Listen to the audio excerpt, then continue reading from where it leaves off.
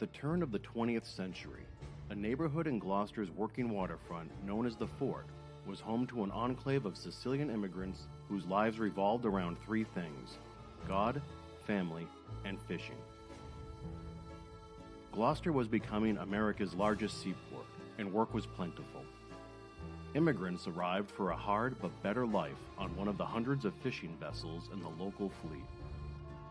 They were instilled with an unyielding devotion to the patron saint of fishermen, and brought with them an annual religious tradition that blossomed into the most popular attraction in all of Cape Ann.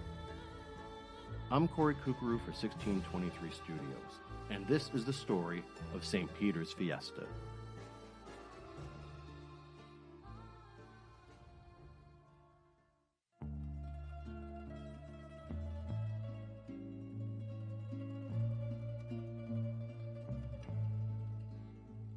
In 1926, fishing captain Salvatore Favazza wanted to replicate in Gloucester a custom from his birthplace of Favorata Terracini, of thanking St. Peter for fair seas and abundant catches.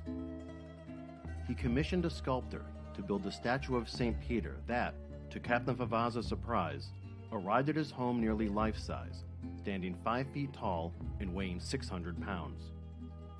Fishermen's wives hailed its arrival with a novena, 9 days of song and prayer for their husbands at sea, in the Favazza's backyard.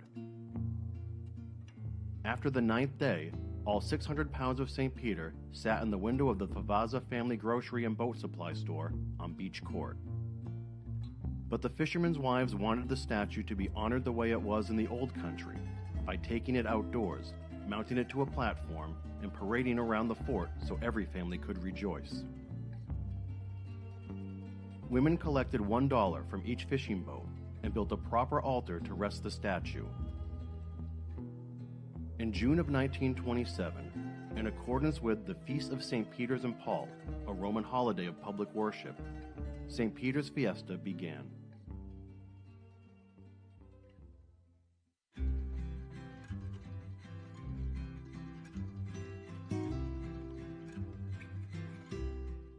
The Fort families opened their homes with endless amounts of food and homemade wine. Decorative quilts and bedspreads hung from windows. Opera blared through the streets. The fishing fleet stayed in to celebrate, every boat painted and bannered. Fireworks were launched off Pavilion Beach as fishermen dressed in all white carried St. Peter on their shoulders, marching and chanting, "Avanzamo tutte mute! Viva San Pedro! Avanzamo tutte mute! Viva San Pedro!"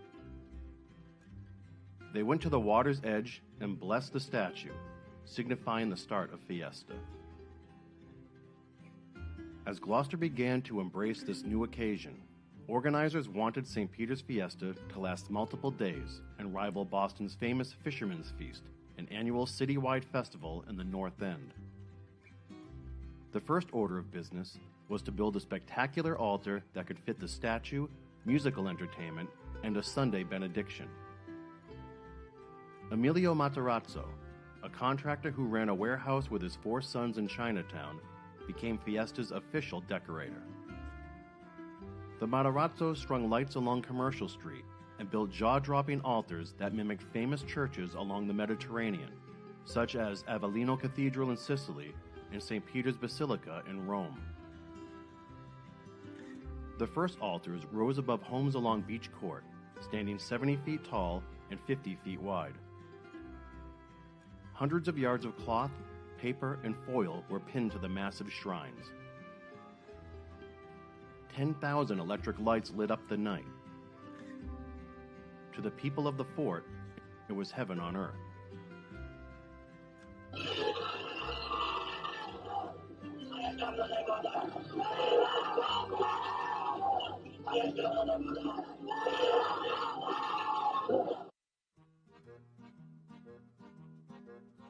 Party games for children and competitions for adults began to take prominence.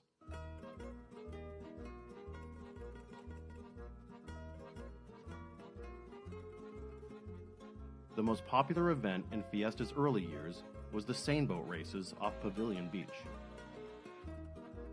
At that time, first Seine fishing was the main fishing method of the Sicilian fleet. Seine fishing nets are dropped vertically in the water, its bottom edge weighed down with heavy rings, its top edge floated at the surface with buoys. A line runs through the rings, and once the nets are filled with fish, they are pursed up by a seine boat, then hauled onto a bigger boat. Seine boats could hold an entire fishing crew, and since the fleet stayed in for Fiesta, challenges amongst fellow boats as well as groups of neighborhood friends were inevitable. Prizes in the first competitions were gold pieces worth up to $10. Crews today, including women's teams which began in 1995, and juniors, row in designated seine boats named Nina, Pinta, and Santa Maria towards a flag anchored half a mile off Pavilion Beach, before making the 180-degree turn and racing to shore. The first boat to reach the beach wins an American flag. Second place earns an Italian flag.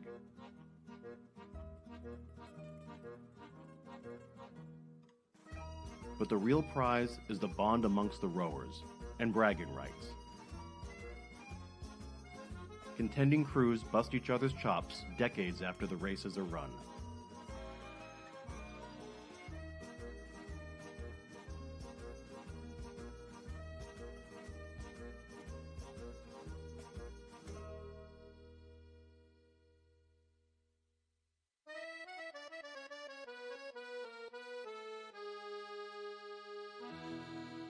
The other featured competition, the Greasy pole contest, is another custom from Italy that remains Fiesta's biggest crowd pleaser. Pole walking and climbing, as a measure of manliness, became popular in Europe in the 15th century. Contestants walked or climbed poles slathered in mud, animal fat, and fish oil for a chance to snatch prizes like musical instruments and fresh food. The Greasy pole of St. Peter's Fiesta is walked. The first contest took place at the playground area of the fort, the pole jutting out dangerously from the rocky shoreline, parallel to the ocean's surface. As Fiesta became a larger spectacle, the pole was moved to a platform 200 feet off Pavilion Beach, with a 40-foot telephone pole covered in grease, which nowadays is biodegradable. Contestants walk in honor of someone in the fishing fleet, usually a relative. They take turns trying to grab a flag nailed to the end of the pole. There are 2 rules. Don't grab the flag during the opening courtesy round, or you'll get a beating, and keep an eye on the person walking before you. For decades now, most contestants dress in elaborate costumes, and when the walkers pile onto a boat that slowly shepherds them to the platform, tens of thousands of onlookers go crazy. The event spans 3 days, with Friday's winner advancing to Saturday, and Saturday's winner advancing to Sunday. Sundays are reserved for champions who compete until they retire. When the flag is finally grabbed, the champion is swum back to shore, lifted on the shoulders of the other walkers, and carried to a nearby shrine, then to the altar.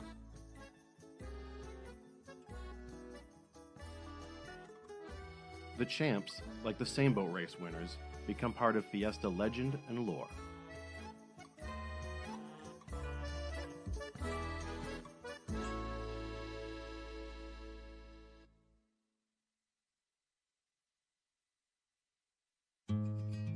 The true spirit of Fiesta, purists will tell you, is rooted in religion. And for as long as anyone can remember, the highlight of the festival has been the Sunday procession of St. Peter's statue through downtown Gloucester, the tradition the fishermen's wives insisted on at the Fiesta's inception. Back then, the wives walked barefoot as a gesture of devotion. Months before the parade, families assemble ornate floats that recreate biblical scenes and sew homemade costumes that depict angels, saints, and other religious icons. Sunday morning begins with an outdoor mass at the altar in St. Peter's Square, adjacent to the fort. Then, Fiesta committee members, dressed in their traditional all-white clothing, lead the 2-mile parade with marching bands, dignitaries, and supportive community floats. Thousands line the streets, many dressed for church and wearing symbolic buttons with St. Peter's likeness. The route includes stops along the city's main Catholic churches, where St. Peter is blessed by clergy, St. Anne's Parish, as well as Our Lady of Good Voyage in Gloucester's predominantly Portuguese section. In fact, the Portuguese community introduced a hugely important part of Fiesta, the blessing of the fleet. As World War II neared its end, the congregation at Our Lady of Good Voyage began the ritual of marching a statue of the Virgin Mary of Fatima to the end of State Fish Pier at Gloucester's Inner Harbor. There, the Archbishop of the Boston Diocese blessed hundreds of gathered vessels, calling each by name. The Italian community began to participate and slowly adopted the blessing into Fiesta. Two marginalized and sometimes rivalrous immigrant communities came together. By the 1950s, the blessing of the fleet moved to Stacy Boulevard and became a signature event. Fiesta concludes with a final late-night procession as St. Peter's statue is returned from the altar to his usual resting spot inside the front window of the nearby St. Peter's Club, under a hail of confetti and song. Today, a public novena featuring the very prayers and songs recited by fishermen's wives a century ago lead into a 4-day carnival that helps support the Fiesta and its activities. The fishing fleet is just a fraction of what it used to be. And the fort has evolved from a cozy Sicilian neighborhood that always had a full plate for passerby and never locked its doors. Locals keep that spirit alive through cookouts, reunions, and parties. But the meaning of St. Peter's Fiesta remains steeped in the fort's old country beliefs: God, family, and fishing. So if you find yourself in Gloucester late in June, like tens of thousands of others, look for the altar with the life-size statue. Wear something red, white, and green, grab us as eats, and follow along when you hear the chant, Viva San Pedro! Viva San Pedro!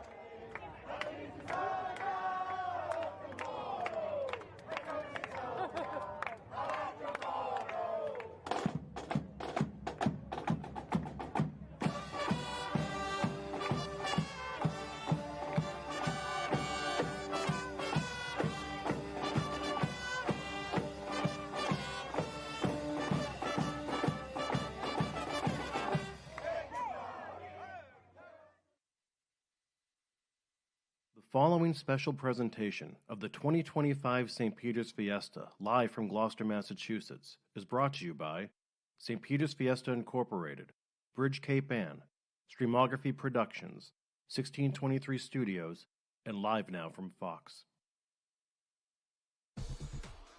Welcome to Pavilion Beach in Gloucester, Massachusetts, for live coverage of St. Peter's Fiesta, a nearly 100-year-old religious tradition brought here from Sicily, where faith meets fierce competition on the water. For 3 days, we're bringing you wall-to-wall coverage of two of Fiesta's most iconic events, the Seine boat races, born right here as friendly rivalries between Italian fishing crews, racing the very boats they use to feed their families and our community. And the Greasy pole contest, a tradition dating back to 15th century Europe, once seen as a measure of manhood, now the most popular attraction on Cape Ann. This year, history and bragging rights are on the line. We'll have a bird's eye view of the elimination and final races in the women's, juniors, and men's divisions. And we all want to know, will Derek Hopkins win his 7th straight Greasy pole flag? Whether you're here in Gloucester or watching from an ocean away, Viva San Pedro! This is St. Peter's Fiesta.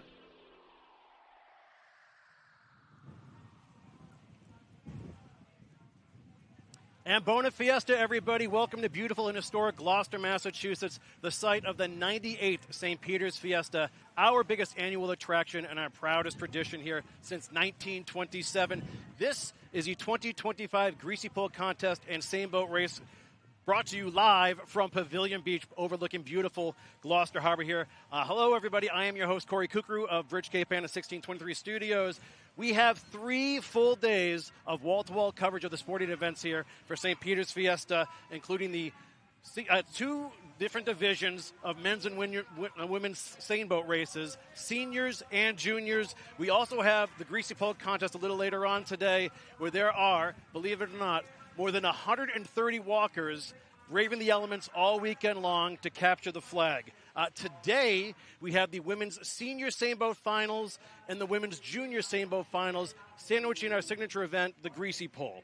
Now, the rowers have been practicing for weeks and competing in elimination races up to today, and Fridays are dedicated to the female athletes. This is, in fact, the 30th year that women have been competing against one another, a tremendous milestone. Of course, we all know everyone loves the Greasy Pole, and we have 43 brave souls walking today for a chance to advance to Saturday's contest. Now, if you're new to St. Peter's Fiesta, let me give you a sense of who we are, what this is, and why we do it. Gloucester, Massachusetts is about 35 miles north of Boston. It's the 7th oldest city in the United States. We recently celebrated our 400th anniversary in 2023. We are one of the first seaports in the country, as well as artist colony. In fact, there are more artists here today than fishermen. But our identity has always been tied to the fishing industry. Gloucester is one of the world's largest fishing ports from the 1600s through the 1950s. In fact, we were the largest fishing port in the U.S. during World War II. So if you've ever heard of the Gordon's Fisherman or Bird's Eye Frozen Foods, that's us. Gordon's logo is the famous Fisherman's Memorial statue commemorating more than 10,000 Gloucester fishermen who lost their lives at sea. Gloucester is also the setting of the former TV show Wicked Tuna, The Perfect Storm with George Clooney and Mark Wahlberg, and the Oscar-winning film Coda. Our descendants here are from the Canadian Maritimes, Great Britain, Scandinavia, Portugal, especially the Azores, in Italy, especially Sicily. And St. Peter's Fiesta is a tradition that was brought to Gloucester in 1927 from a Sicilian immigrant named Salvatore Favazza. He commissioned a statue of St. Peter, the patron saint of fishermen, and it arrived almost life-size, nearly 5 feet tall and 600 pounds. And when it arrived, the fishermen's wives insisted on parading the statue throughout the neighborhood like they did in the old country so that all the families here could rejoice. The entire event was funded by the fishing fleet at that time. Every fishing boat would tip in like $1 or so to make this festival happen. And the fiesta is all about praying to and thanking St. Peter for the safety of the fishermen and abundant catches. The Pavilion Beach that you're looking out from now is part of the Fort neighborhood, an Italian enclave that's been the home to St. Peter's Fiesta since its inception. And back in the day, the entire neighborhood here left their doors open so everyone could sort of come in and celebrate, enjoy homemade food, homemade wine. That's how we do it here. And it's a tradition that I said has been going on nearly 100 years now. Now, we know there are people watching all over the world, especially friends and family in Italy or in large Italian-American settlements here throughout the country. And we know right from the top that it's festa and not fiesta. However, things got Americanized when this festival came to be, and it's just sort of always been called fiesta. There's a Medigani involved somewhere in there that probably lost track of something or misspelled it. But that's why it is fiesta and not festa for us. But we do want to say St. Peter's Fiesta is more than sports. It's like our religious version of Mardi Gras. It is all about God, family, and fishing. The population in Gloucester is about 30,000. It actually doubles during this time of year. Now, the fiesta's been going on already. It's coincided with a 9-day novena where folks can pray for anyone past or present. There's a giant altar behind us here where it's situated today, where entertainment and religious activities take place, including a mass on Sunday. There's also a carnival going on. You'll be hearing those sounds as well, where everyone's sort of walking around eating a fried dough or sausage, peppers, and onions and having a giant reunion. There's kids' games and contests. There's a huge parade of the St. Peter statue throughout the city on Sunday. Also, the entire blessing of the fleet, the fishing fleet here, happens on Sunday as well with someone from the Archdiocese in Boston. And this happens to be the most popular attraction for locals and visitors. It is the Greasy Pole contest and the seine boat races. So I want to bring in my longtime friend and co-host here, John Nicastro. How you doing, John? Good. How are you, Corey? Great to have you back. Great to be here. Bona Fiesta, everyone, 2025, a beautiful Friday. We have a lot of great things happening. To piggyback off of what you were talking about, Corey, with it being a Christian event, that to me, being someone that participated in the parade, the St. Peter's Parade, I walked the Greasy Pole and I did the same boat races. Especially as we get older in the years and more mature, I really appreciate the religious piece of it. And as a strong believer of Jesus Christ, it is a huge event for St. Peter. Jesus Christ said to his disciples, "Who do they say I am?" Then he looked directly into Peter's eyes, and he said to him, "Who do you say I am?" Matthew 6:15, "You are the Christ, the Son of the living God." Jesus then said to Peter in Matthew 6:18, Jesus said, "And I tell you, you are Peter, and on this rock I will build my church, and the gates of hell shall not prevail against it." That shows you the importance that Peter has when he was here and where we know he is then. So I just love that religious piece of it, so people really know who Peter was and how important he is. Right, and St. Peter was the first pope and also the patron saint of fishermen, like we said. And you'll hear throughout the weekend chants of Magisamu Tutte Mute, Viva San Petro, which means basically, what are you deaf? Like, shout louder. Long live St. Peter. So that's how much that means to us. Great points there, John. Now, we should take a quick look, guys, if we can, at today's schedule of events. We have the women's senior same boat race final is happening around 4:45 p.m. or so. So we'll get to a little bit more of that in a bit. And then following the women's same boats finals, we have the Friday Greasy Pole. And today's winner for the Greasy Pole advances to Saturday. And then immediately following the Greasy Pole contest, we have the women's junior same boat finals. You see all the competing vessels there. We have, these are rowboat races of 3 teams each, basically. So the women's senior same boats final, followed by the Greasy Pole, followed by the women's junior finals. We say all this starts at 4:45 or so.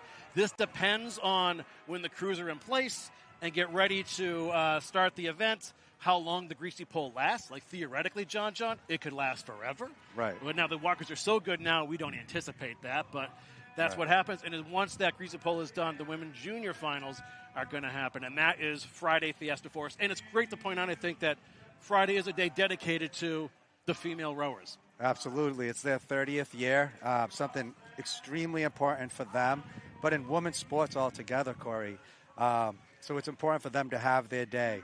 There's been many questions about why aren't they on Sunday with the rest of the champs. They call it Championship Sunday. And the girls are like, no, we want our own day. We want Friday to be for us. And I like that. And I just love where women's sports are going for this. But also you look at the WNBA. It's women's sports are just growing across the country, especially in the United States, and I love it. I think it's great. I've been a softball coach for decades. I've coached varsity softball, and I've worked with from little to collegiate, and women's sports are definitely growing, and I absolutely love that. I'm a huge advocate of all sports, but especially women's sports, because I have a passion in my sport because of softball. And you know what? What's been awesome just doing this the last few years with everybody here is how the women's game has blossomed. There are more junior women's crews than men's or boys' crews nowadays. In fact, they actually have the double number of elimination races leading up to today because of that participation. So those numbers are skyrocketing, which is awesome to see. And then on top of that, the races have been incredible. Unbelievable. Last year across the board, and again this year, it's we have some great races coming up with the women's to the men's, but today with the women's race, we're going to have a 3-boat close race, no doubt about it. Yeah. Now let's take a quick look, guys, if we can, at the current weather conditions, and you'll be finding out throughout today's broadcast just how important the weather actually plays a part in this. Now the tide is actually going out right now. You'll notice that. So by the time we get underway, there'll be more beach to play with as the day unfolds. Now, if you remember last year, it was an astronomical high tide. There was hardly any beach. You couldn't really get a feel for how big the crowd was here. You'll see a lot more of that today.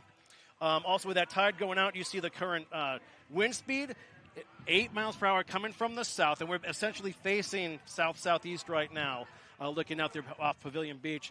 But 8 miles per hour doesn't sound like much, but it does make a difference to these rowers, and it's a little bit choppy out there too. So you can see the tides going out, low tides around 7:30 Eastern time tonight. So that's what the walkers and the rowers are dealing with today. The other thing, too, with the Greasy Pole walkers, because it's going to be tide going out, that'll be a bit of a longer drop for them into the water, but a shorter swim back to shore. Right. So they'll get the shorter swim, longer drop, and also when you're climbing the pole, as it goes down to low tide, you get the barnacles on the ladder, which are never fun to grab because you have to pull yourself up, and depending on your weight, that doesn't tickle. All right, so we mentioned this is the 30th year of women's rowing, and we have with us today the matriarch of women's rowing, Joanne Frontiero. She'll be joining us right after this quick break, live from St. Peter's Fiestas, the Greasy Pole and Seine boat races for 2025. I'm Corey Kukru for 1623 Studios, and this is a story behind St. Peter's Fiesta. A Sicilian tradition was adopted in Gloucester in 1927 so the fishing community could pray for fair seas and huge catches before a statue to honor the patron saint of fishermen. It became a yearly procession which fishermen's wives organized into a multi-day celebration and feast. Religious events include a 9-day novena and a Catholic blessing of the fleet, followed by a parade where volunteers dressed in all white carry St. We'll face Peter the through camera and do the intros and all that. Fiesta concludes when the statue is returned to its home at the St. Peter's Club to a hail of confetti and song. Today, thousands enjoy the June festival with its carnival, music and mass at the ornate altar, hardcore Seine boat races, and Fiesta's most popular event, the Greasy Pole, where costume contestants chase a flag pinned to the end of a greased pole high above Gloucester Harbor. The winner is carried from Pavilion Beach to the altar amidst chants of "Chi siamo tutte mute?" What are you, mute? Why aren't you screaming "Viva San Pedro"? Until next time, see you in the neighborhood. Viva San Pedro! Viva San Pedro! I'm Corey Kukru for 16. All right, and welcome back to Pavilion Beach. We're getting ready for the women's senior Seine boat race finals. Who better to talk to than the matriarch of women's Seine boat racing here in Gloucester, Joanne Frontiero. It is a pleasure and an honor to have you with us today. Thank you so much. Pleasure's mine. Thank you. Yeah. Bona Fiesta. Bona Fiesta. Okay, so Joanne, they call you the matriarch. So for those folks out there who don't know, why are you the matriarch of women's Seine boat racing? Because I was one of the people that first started the women's race in 1995 in the St. Peter's Fiesta. Mm-hmm. Now, why did you want that to happen? My brother always rowed, Yeah. and I got into dory rowing because of him. And there was a lot of women that were rowing dories at the time, so we decided we would put a crew in and try to get it into the Fiesta. Mm-hmm. In the first year, they wouldn't let us. We got petitions and had them signed and stuff like that. And eventually they called a meeting and said we could do it, but we'd have to row against the men. Right. So our first race was against the men. Wow. Yeah. And then they decided when we showed that we could do it, they decided that we could have our own division. Mm-hmm. And it's just grown since then. Yeah, and we want to say, as a rower, right, and then coaching afterwards as well, right? You have literally have so many titles. Do you even know how many? I have 6 with affirmative action. Yeah. That was 6 in a row. No other crew, men's, women's, or anything has that record. Yeah. And then 7 out of 9 with audacious. Unbelievable. 13. Wow. Yeah. That's incredible. Yeah, that's crazy. Okay, so, Joanne, can you sort of set the table for us today now? Do you know these crews at all? What sort of led into them reaching the finals today? Okay, so I watched the eliminations, and the crew that'll be in the middle, I think, Salty Ore. So, yeah. Yep. When I first saw them, they were having some technique problems and stuff, but they were rowing against Age and Treachery. And a seasoned team, right? A seasoned team, and they were rowing against Backlash, and ended up beating both of them.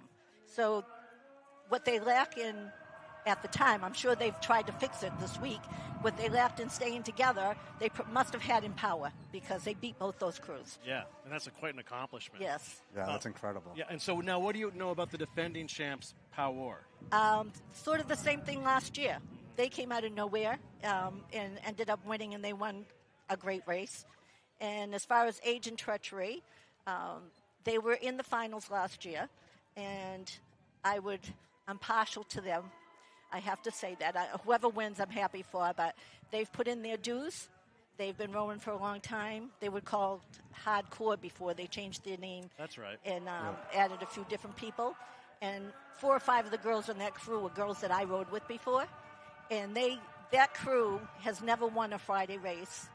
And I would everybody should at least win once, right? Yeah. So I would like to see them win a Friday race. Very nice. And so, Joanne, just to give people an idea of what goes into training for an event like this? A lot of people, some of these participants aren't year-round athletes, and Fiesta sort of sneaks up quick on folks. So what have all these women been doing for the past month or two? You'd be surprised. Some of them train year-round. Okay. I know Age and Treachery, they're out in the gigs all winter. And Power, they train. I think they're a yoga team. Yeah, power yoga. They're Yeah. on those rowing machines nonstop. Yeah. Like nonstop. Yeah. And the other crew also, they're also training all the time. So it used to be you jumped in a boat, but not anymore. They train as hard as the men do. Gotcha. Yeah. So what is happening at this moment? Where are the rowers now? How are they preparing for today's event? I saw 2 boats come out so far. Yeah. I don't know if the third one is out here or not, but back at the dock, they pick oars, they tie in, and they try their equipment, they get their footboards ready and everything, and then they come around the corner, and they'll row for a little bit to test equipment to make sure nothing breaks. And who is on the boat? Like, it's a crew of how many? 10 women rowers, and a coxswain, who's the coach, and a scuttler who steers the boat. As you're talking about scuttler, Joanne, tell us the importance. The scuttler is steering the boat a half a mile out, and then they have to turn. So we have scuttlers for Power Oar, who's Paul Favazza. That's the defending champs. Yes. The scuttler for Salty Oar is Rick Miles, and the scuttler for Agent Treachery is Jimmy T, who's been doing it a long time as a rower, now a scuttler. He was on Survivor. Just a little props for him there. Jimmy's just a legend. Yes. Tell us the importance of the scuttler from your point of view. Okay, actually, Jimmy scuttled for some of my crews. Did he? But it's very important. You have to judge the wind. Like, I will look at the flags that are out there and see which way they're flying. And if they're flying this way, you usually line up a little higher on the flag going out because you know the wind is going to take you over. It's coming out of the turn is huge. So 5 oars come out of the water, then you have the turning side. The turning side Right, keeps rowing. Right. How many strokes typically on that side? Usually can be anywhere from 8 to 12, depending on the crew, depending on the weather. I think probably the turn is one of the most important parts of the race. That and the start also. It can make it or the break 2 it. most nerve-wracking parts of the race. Right. What's it like sitting there just waiting for that start, for the coach to put those hands up? It's We'll show horrible. everyone. It's horrible. You want to throw up, to be honest. You sit there and you're waiting, and if it's bad weather, you're jockeying for position. And then a lot of times you'll hear people on the beach yell, start the race, because they want you to hurry up. Yeah. But I'll look over and I'll see the coxswain on the other crew. She might be like 2 seats ahead of me. And they're telling me they're yelling, start the race. And, of course, nobody's going to start unless you're even. Yeah, we can get more to that as we see that posturing happen before we start. So just to give folks a 101 on how the Seine boat races work, we'll have 3 boats lined up in front of us here at the beach, the Nina, Pinta, and Santa Maria, not necessarily in that order. And what happens is once they get lined up, they head straight out to red, white, and blue flags about a half mile offshore. They make the turn, and they head their way back to Pavilion Beach, and the first boat to reach the beach wins. The winning team gets an American flag. Second place team hoists an Italian flag, right? So amazing stuff. And it's cool to point out, too, that the Seine boat races were the signature event of Fiesta in the early years. It was the most popular. All the fishing crews stayed in during the holiday. They began competing with one another, and neighborhoods would sort of get their own gangs of guys out there competing as well. And now to see 30 years of women participating has made this event exponentially better. So we can't wait to share these sights and sound with you all today. So, all right. So now you see the shot here. We're just going over the rules for you really quickly. You'll see in a minute. We'll go over the crews with everybody and what boats they're in and what lanes they've been assigned to. While we do have a moment here, too, we want to say that there's a pretty important race tomorrow morning as well. The first responders race, which has become a nice tradition here, too. That is amongst the Gloucester Police Department, the Gloucester Fire Department, and the local Coast Guard here, too. Do you know anything about that, Joanne, that you can share with us? I just know that they get the policemen and the firemen against each other, and then they have bragging rights for a year, just like the other rowers do. Yeah, and they do that. It's not just Fiesta where those guys are doing that with one another, too. Yes. So, and then our own Phil Francis will actually be participating for the police team tomorrow. But, okay, so now here are your defending champs, Pow Oar. Okay, they have the red flag, and they'll be rowing in the Pinta. And the members of that crew are scuttler Paul Favazza,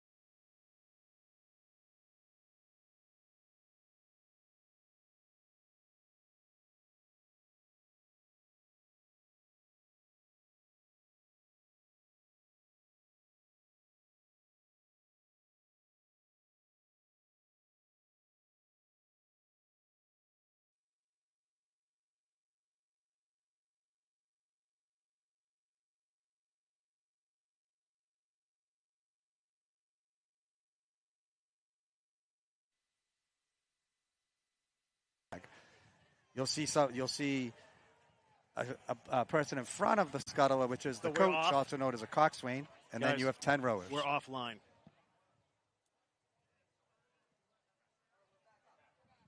All right, we're back. Okay. Okay, right. so Joanne, just again, why don't we go over Wanna do age Salty and- Ore, and Yep. then we'll get to Age and Treachery, the other two crews today. Okay, again on Salty Ore, Scuttler, Rick Miles, Coxon, Suzanne Clerkin. Rowers, Addie Fenton, Janelle Parker, Jen Giovannucci, Laurie Sullivan, Brianna Lysiak, Jordy Fenton, Brandy Dion, Kerry Fadden, Kate LaFavor, and Diane Parisi. So that's Salty Ore. They'll be in the middle in the Santa Maria going for the white flag. Yeah. And then we have Age and Treachery, Age and Treachery. Scuttler, Jimmy T, Coxon, Leanne Pelazzola, Rowers, Cindy Perry, Stephanie Pelazzola, Kelly Crawford, Rachel Alexander, Nikki Parisi, Stephanie Ragusa, Gina Regulio, Leah Hunter, Sarah Bowen, and Donna First. And we got to point out that, Joanne, you're actually stepping in for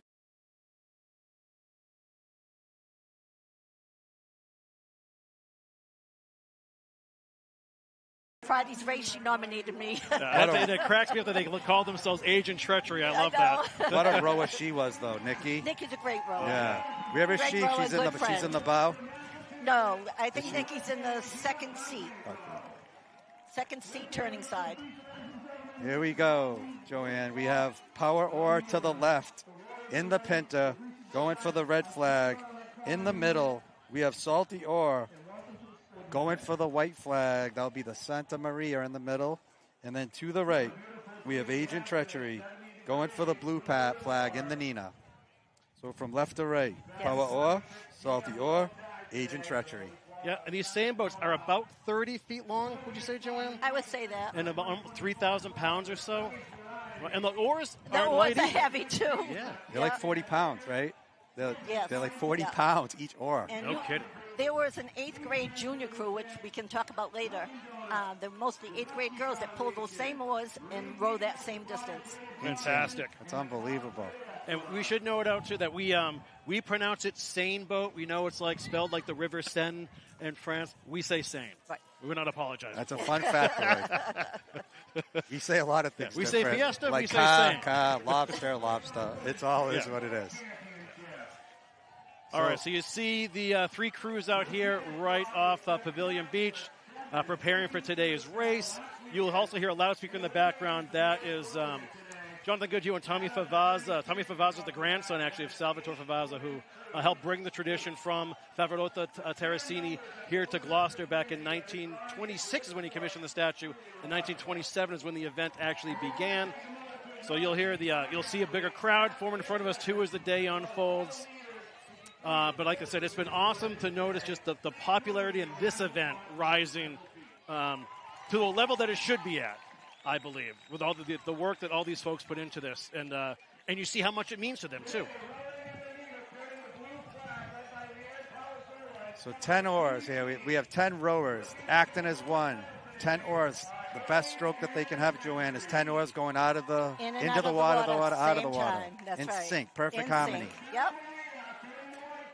If one oar goes into the water before another, it almost acts as like a brake a little bit, right? Slows you down just It a does, tad. but it also can cause crabbing of somebody next Yeah. to you, too, because if you're out of sync and they hit your oar, then you could have some problems. Right.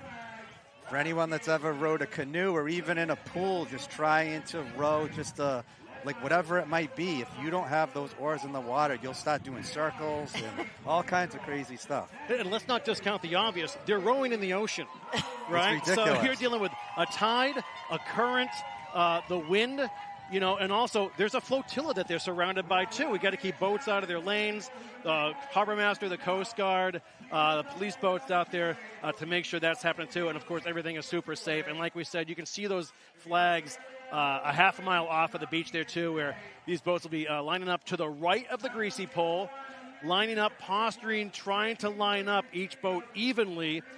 When you see that, you'll see arms go up in either boat to show that their crew is ready. But we don't leave until all three crews are ready to actually go. So there may be some false starts. It's part of the gamesmanship, but it's also part of just dealing with the water. Yep.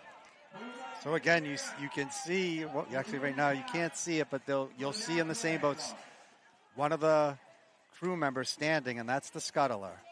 And here we go with the national anthem.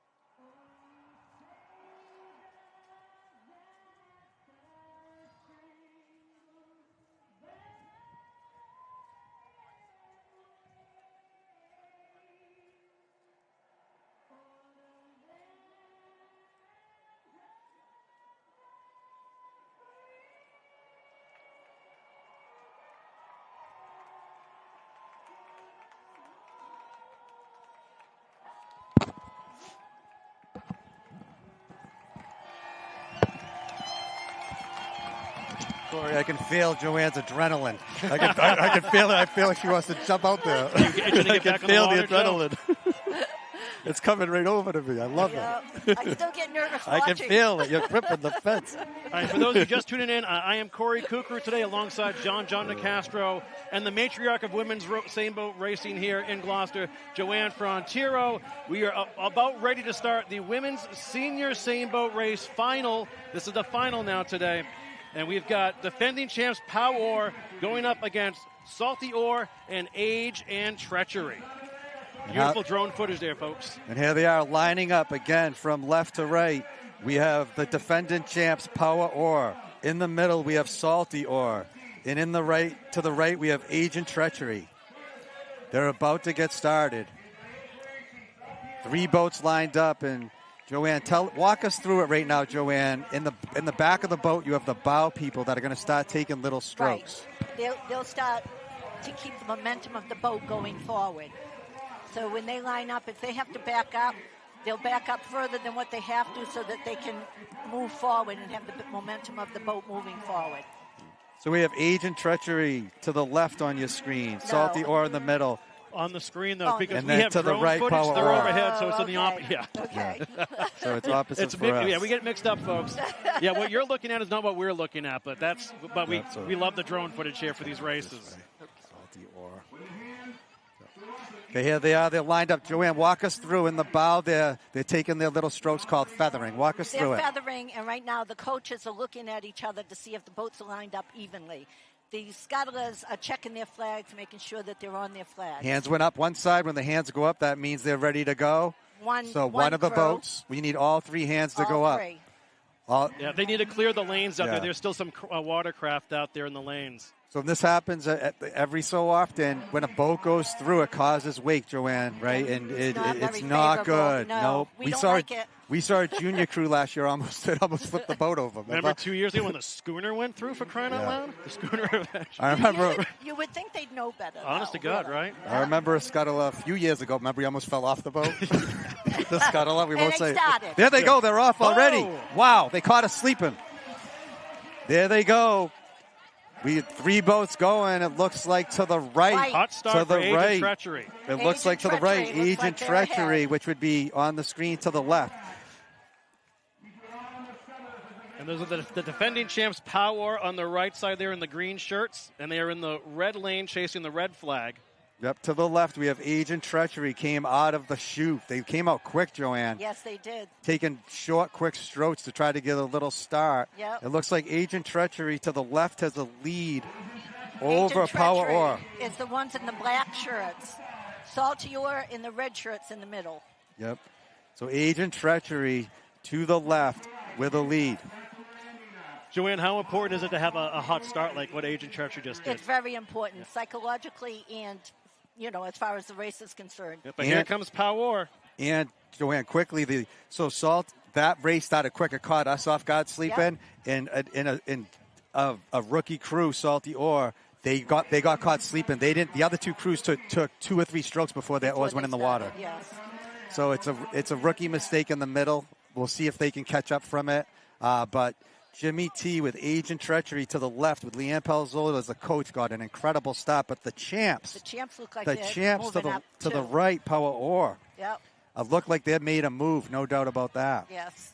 So on the way out, if you're a little bit behind, you'll hear the coach say, give me 10, give me 5, or whatever, trying to make a push on the crew that's ahead of them.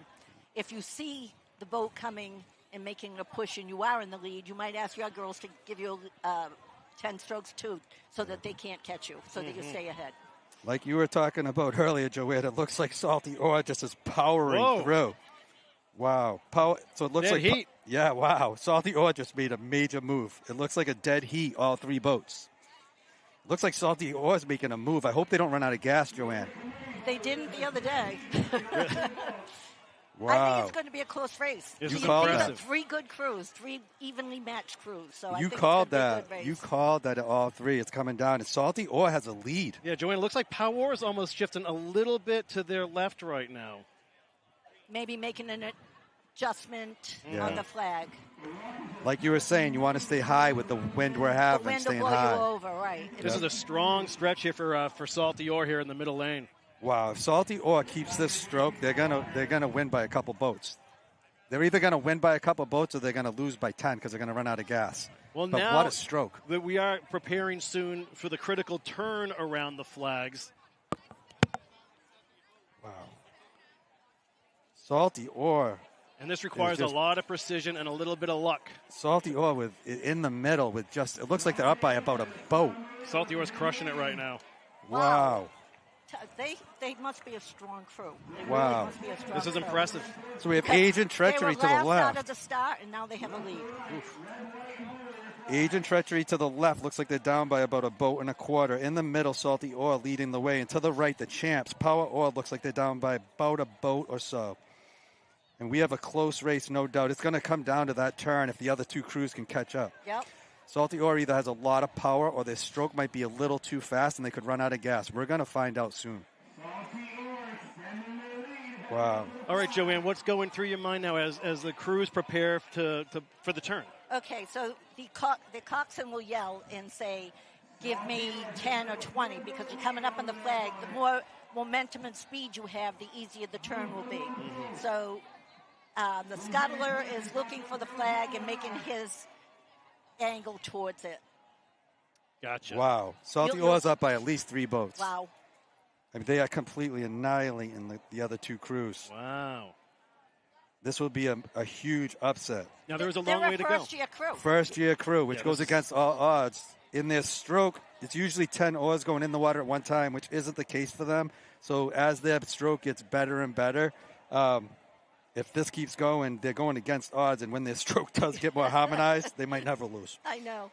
Wow. They're up by 4 boats, at least. Joanne, let's turn the clock back 30 years. Maybe they should go up against some of the men here. Look at this. Wow.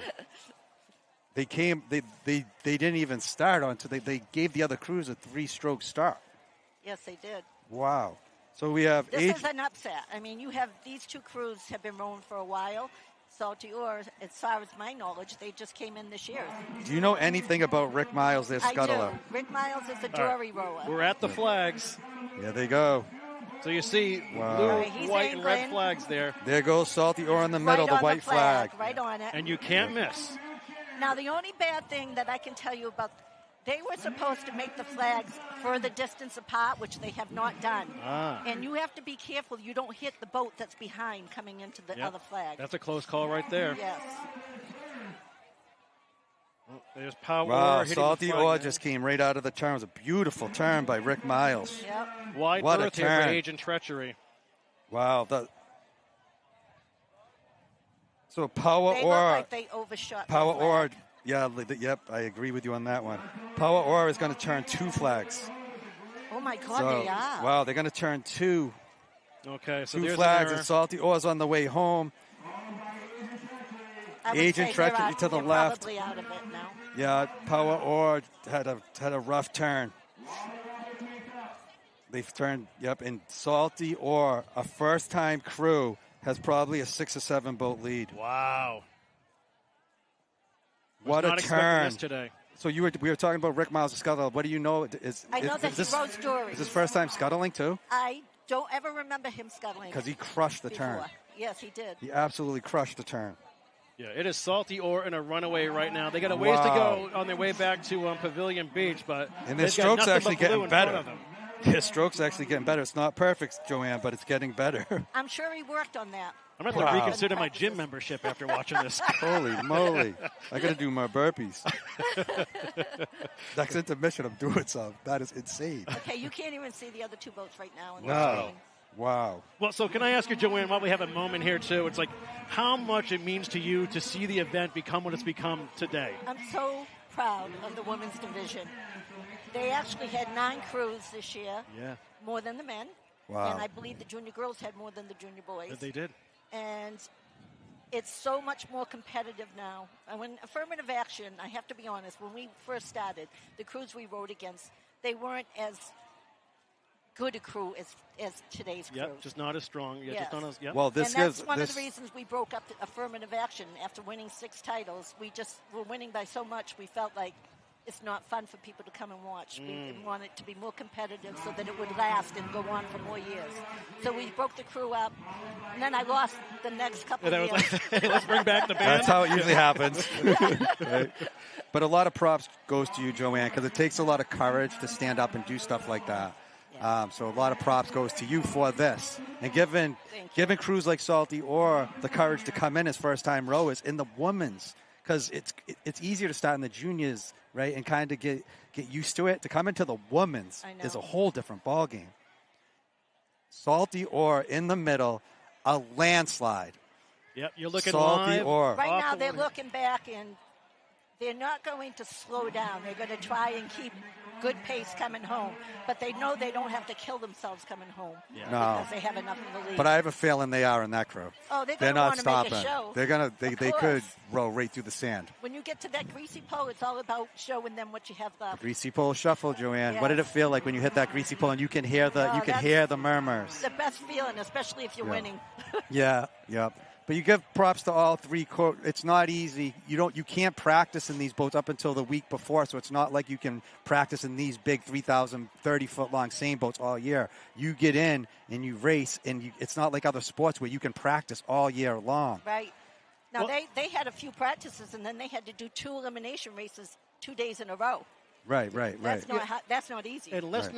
not discount all the women out there who tried and didn't get through the elimination rounds. That's Just to right. put the fact that they participated in Yep. numbers like that and completed the races, that's phenomenal.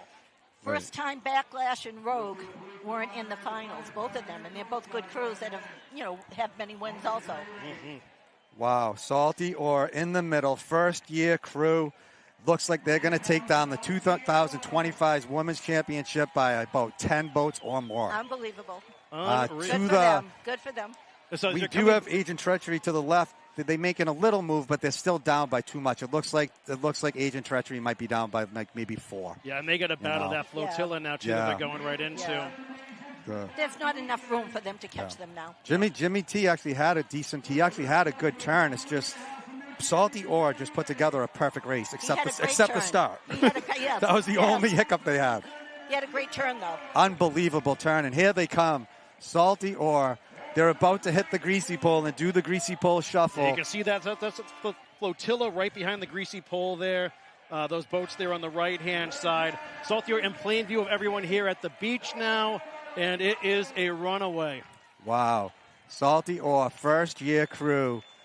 They're going to be your 2025 champs. Joanne, the feeling now, you must have been in races where it was sort of a done deal making your way in towards the beach.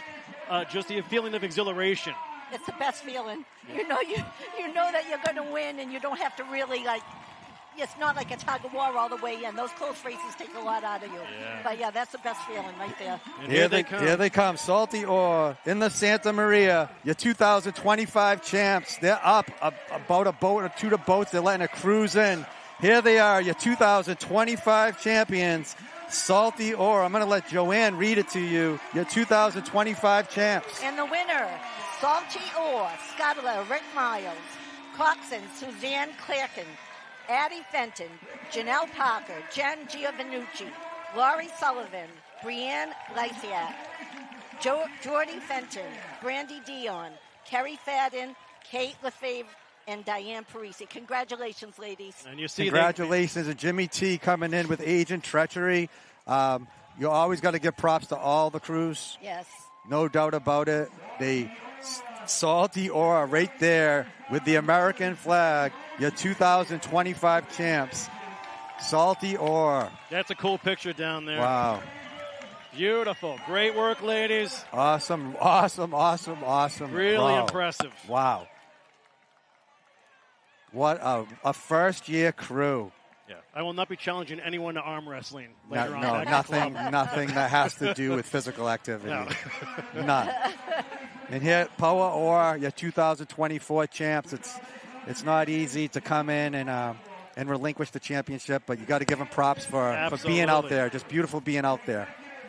So thank you to Power Ore. Thank you to Agent Treachery. And congratulations to Salty Ore, your 2025 Senior Women's Division Champion. And now we're getting ready for what everyone's been waiting for, Corey. The Greasy Pole. The Greasy Pole. Yeah, we're going to let those folks celebrate. I believe Agent Treachery will be holding the Italian flag soon. But yeah, you see Salty Ore. Congratulations to all three crews. Yep. 30 years, we girls. have a saying in rowing, the only losers are those who do not participate. So I like that. Everybody's a winner here. I like that. Yep. Wow. Salty Ore, what a race. First-year crew. Unbelievable. All right, so let's wrap things up from here from now. Joanne, thank you so much for being here with us. Corey. Now, we're not done with you yet because you're going to be coming back for the women's junior same boat finals after the Greasy Pole, which is about an hour or so from now. But that was awesome. Your final thoughts on that race? I thought it was a great race. Salty Ore was a good surprise. I mean, people might have counted them out being a first-year crew, but they showed they have the stuff. And if they keep this up, they're going to be hard to beat. Yeah, what a great way to tip your cap to 30 years of women's sailboat racing here in Gloucester. Yep. Awesome. All right, we'll be back with Derek Hopkins and John right after this. Thank you. The following special presentation of the 2025 St. Peter's Fiesta, live from Gloucester, Massachusetts, is brought to you by St. Peter's Fiesta Incorporated, Bridge Cape Ann, Streamography Productions, 1623 Studios, and live now from Fox. Welcome to Pavilion Beach in Gloucester, Massachusetts, for live coverage of St. Peter's Fiesta, a nearly 100-year-old religious tradition brought here from Sicily, where faith meets fierce competition on the water. For 3 days, we're bringing you wall-to-wall coverage of two of Fiesta's most iconic events, the Seine boat races, born right here as friendly rivalries between Italian fishing crews, racing the very boats they use to feed their families and our community. And the Greasy Pole contest, a tradition dating back to 15th century Europe, once seen as a measure of manhood, now the most popular attraction on Cape Ann.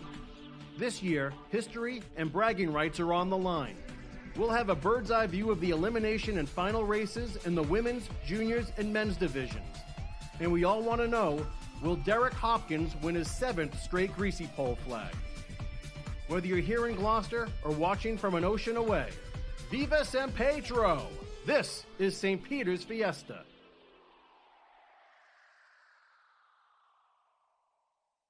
The following special present. All right, folks, welcome back to Pavilion Beach and St. Peter's Fiesta. We are getting ready for the Friday Greasy Pole Contest. Joining us now, 6-time Greasy Pole champ Derek Hopkins. How you doing, brother? Good to have you here. Doing good. Thank you for having me. Oh, we love it, man. So I guess right off the bat, dude, we're happy to have you with us. We're getting ready for the first walker to come in here. What are your thoughts on this event coming into this weekend? Well, it's just an unbelievable event. I mean, there's nothing like it in the country, in the world. There's some poles other places, but I think we do it the best. So it's unbelievable. Now, we know what's happened. Like, the big story this weekend, of course, is you're going for your 7th straight flag, right? 5th straight on a Sunday. Yes. Yeah, and so we're holding we bated breath until Sunday for you then. But do you have jitters at all, or are you just like, let's just have some fun? A little bit, but mostly it's just I want to have fun. Yeah. I don't want to worry about winning because one of these days, and it very well could be this year, but it's not going to happen. So I want to make sure that, we have a good day. Yeah. All right, so we have Derek Hopkins here with us, D-Hop. He won it in 2019, Friday, Saturday, and Sunday, 2022, 2023, and 2024. First up is Frankie Friday Nail. What do you think, D-Hop, about Frankie Friday Nail?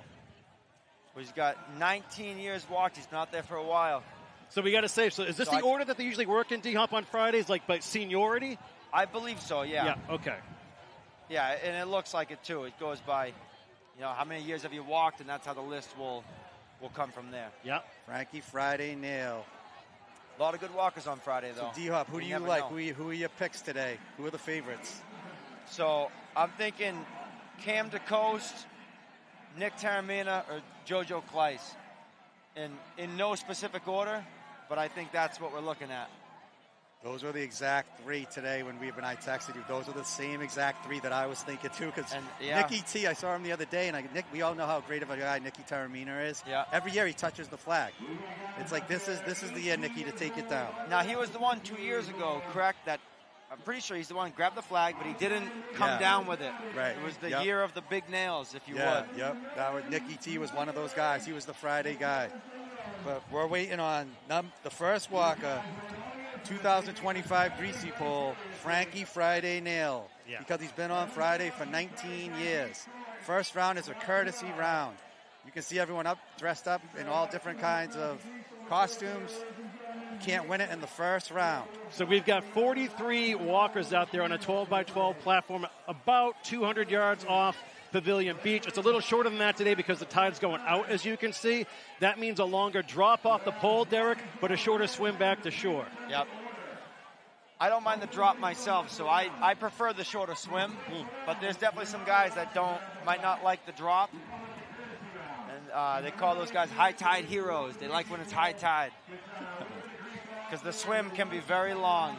Doesn't look like it from the camera, but when you have to do it, it's a long swim in at high tide. First round is a courtesy round. We have 43 walkers. Everyone gets 1 round. You're not allowed to take the flag in the first round. You have to give everyone 1 chance, and then in the second round, it's live to go. And, of course, today's winner advances to Saturday. Saturday's winner advances to Sunday. And so today's winner will be the first walker tomorrow. Saturday's winner will be the first walker on Sunday, and then D-Hop goes to defend his title, looking for 5 straight Sundays and 7 straight flag overall. Frankie Friday Nail, there he goes, Frankie. A big drop already. Right on the butt. First one, not a bad walk with all the grease. He nearly did the backflip. Mike Forgetti couldn't walk this year. The first time in, I think, 16 years, he's been the first walker on Friday. He always goes out and he backflips off the pole. And Frankie Neal nearly resembled that there.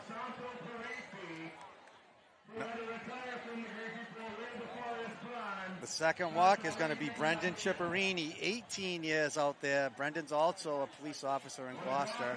There goes Brendan. It looks like he's in a pirate outfit. Oh there he goes.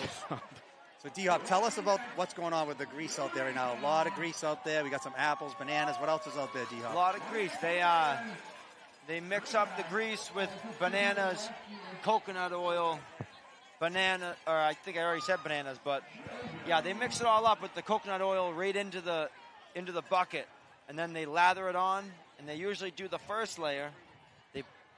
They pull a line with their fingers, and they fill up a little bit of oil under the grease. There goes Joe D'Amico, number 3, 18 years. So D-Hop's telling you what it takes to get right through it all. Yeah. And then after that, one more layer of grease. So when you step through, you step into that layer of oil. Yep. So there's a lot up there that doesn't look like it's there, but it is there. Number 4, Joe Sanfilippo, 17 years, walking in memory of his grandfather, Gussie, Elba, and Don Peavy. Joey Sanfilippo, a good walker. There goes Joe Sanfilippo. Oof. One of the many Joe Sanfilippos who have competed over the years. Oh, yeah. Our 5th walker is Anthony Pelazzola, 17 years. Anthony Pelazzola. Yeah, folks, you're going to see a lot of Palazzolas throughout the weekend, and with different spellings. That's normal around here. We have a lot. It's unbelievable because if we have like a name like certain names like the Smiths and those kinds, we have trouble saying it. But if you give us an Italian name, we know how to say it. But there goes Anthony Pelazzola. Next up is Mike Jacobs, the 6th water, 16 years. Mike Jacobs. Any info on Mike Jacobs, D-Hop? I'm not sure. I don't know. Derek, how many new guys get to jump in on this every year? I know there's a wait list. There's a pretty big wait list. Oh. So from what I've learned from listening to the radio the past few weeks, I think on Friday today, 80 guys signed up. They can only take about 45. Yep.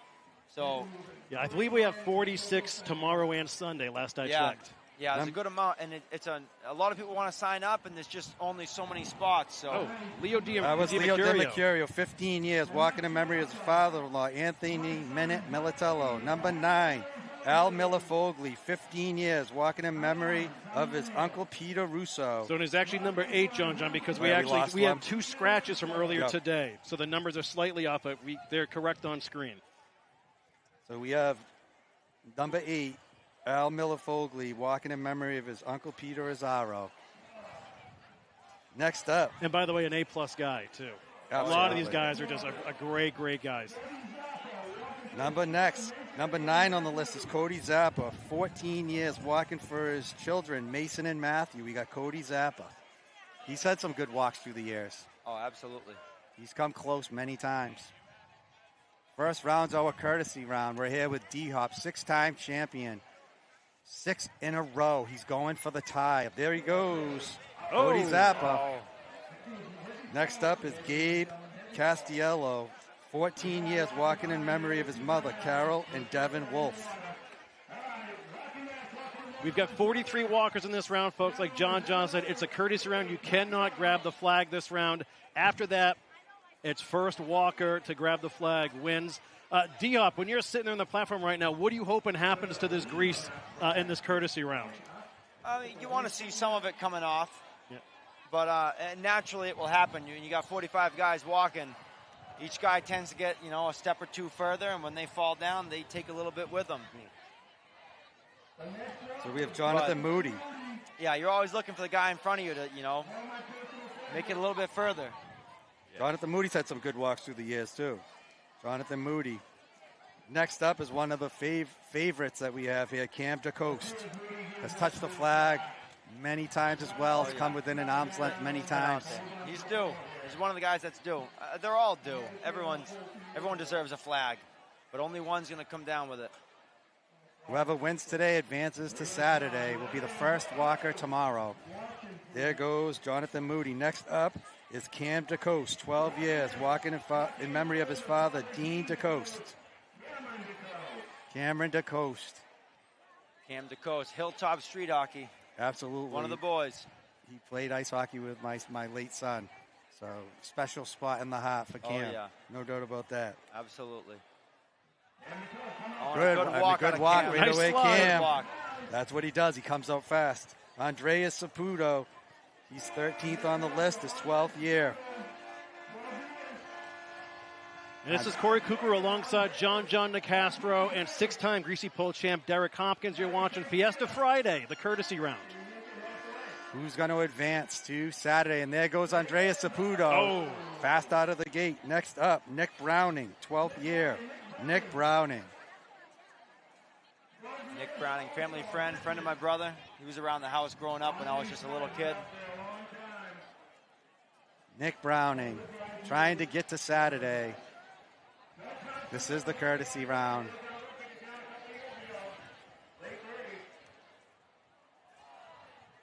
"40-foot flag." Oh, yeah. 40-foot pole. Flag at the end. It already looks like it's leaning out there. Right. I don't know if it's the nails or the wind. What is it with the little wind out there? Does that affect the walkers, D-Hop? Oh, yeah, you feel it. You feel it when you come out of the water. If it's not too hot out, and even if it is, you feel the wind. It cools you down. There goes Nick Browning, Dom Nicastro. Cousin, but we're all cousins. I know. Dom Nicastro, 12 years, 15th on the list. Dom Nicastro. We're about a third of the way through the courtesy round. 43 walkers. 40-foot pole. The flag at the end. Who's going to grab it to get to Saturday? There can only be one. D-Hop waiting on Sunday, 6 years in a row. If he gets it this year, 7-time champ and ties Peter Black's record of 7 in a row. The next walker is Peter Azzaro. Happy 4th birthday No, this to is his Charlie daughter, Peter. Palmisano now. Oh, we missed one? Yeah, Pete just walked for his Charlie Palmisano, number daughter, 11. Oh, there he goes on his back.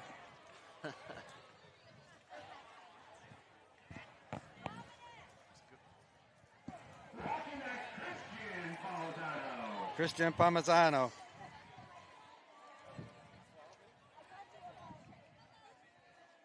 Christian Palmisano, 11 years, 17th walker. His dad's a champ, right? Joe Palmisano. Yeah, I believe so. Yeah, Fort Legend, Jeff. Great guy. Tyler Ingersoll. Walking for his daughter, Oakley. 10 years on the pole. Tyler Ingersoll. What do we say, Angie? Congratulations to Salty. There goes Tyler. Oh, good walk on a tie.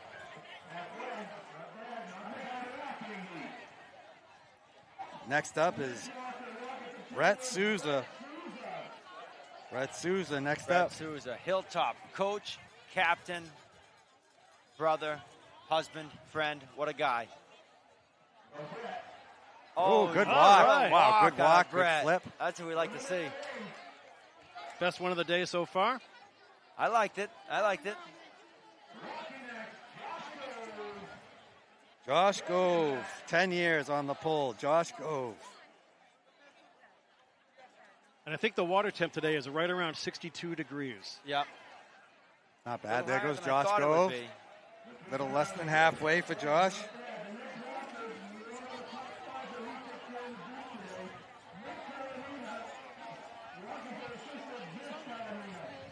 Yep, one of the favorites today.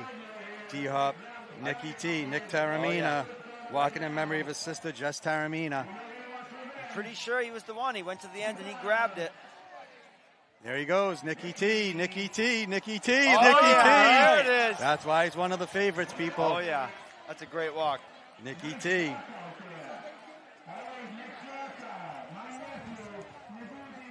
Really impressive. Next up, Michael Russo, walking in memory of his uncle Peter Russo. 9 years on the pole. Mike Russo, there he goes, Mike Russo, That's a just good about walk halfway. Right there. Did the flip. Yeah, the back flip.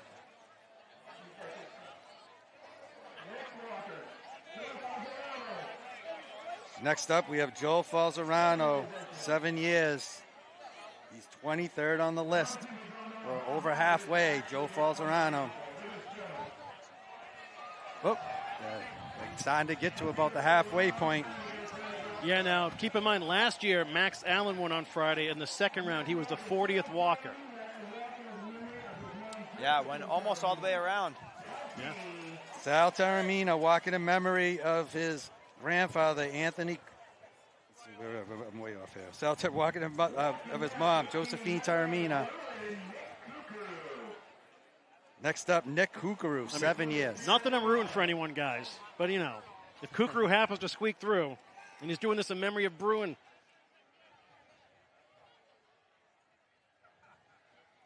Here we go. Nick Kookaroo. All right, come on, cuz. Nick Kookaroo. 40-foot pole. Everyone's got a different ritual. Some guys like to go quick. Some guys take the time. It's whatever's comfortable for you up there. There he goes. Nick Kookaroo. Nick Kookaroo. Wow, they're all getting to the halfway point at this point. There you go, cousin. Good walk by Nick. Next up, we have Nick Muse. 6 years on the pole. Friday, 2025. Nick Muse.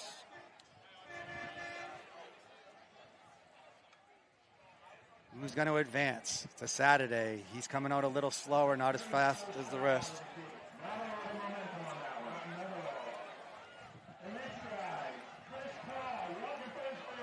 We have Chris Paul, 6 years experience, walking for his family.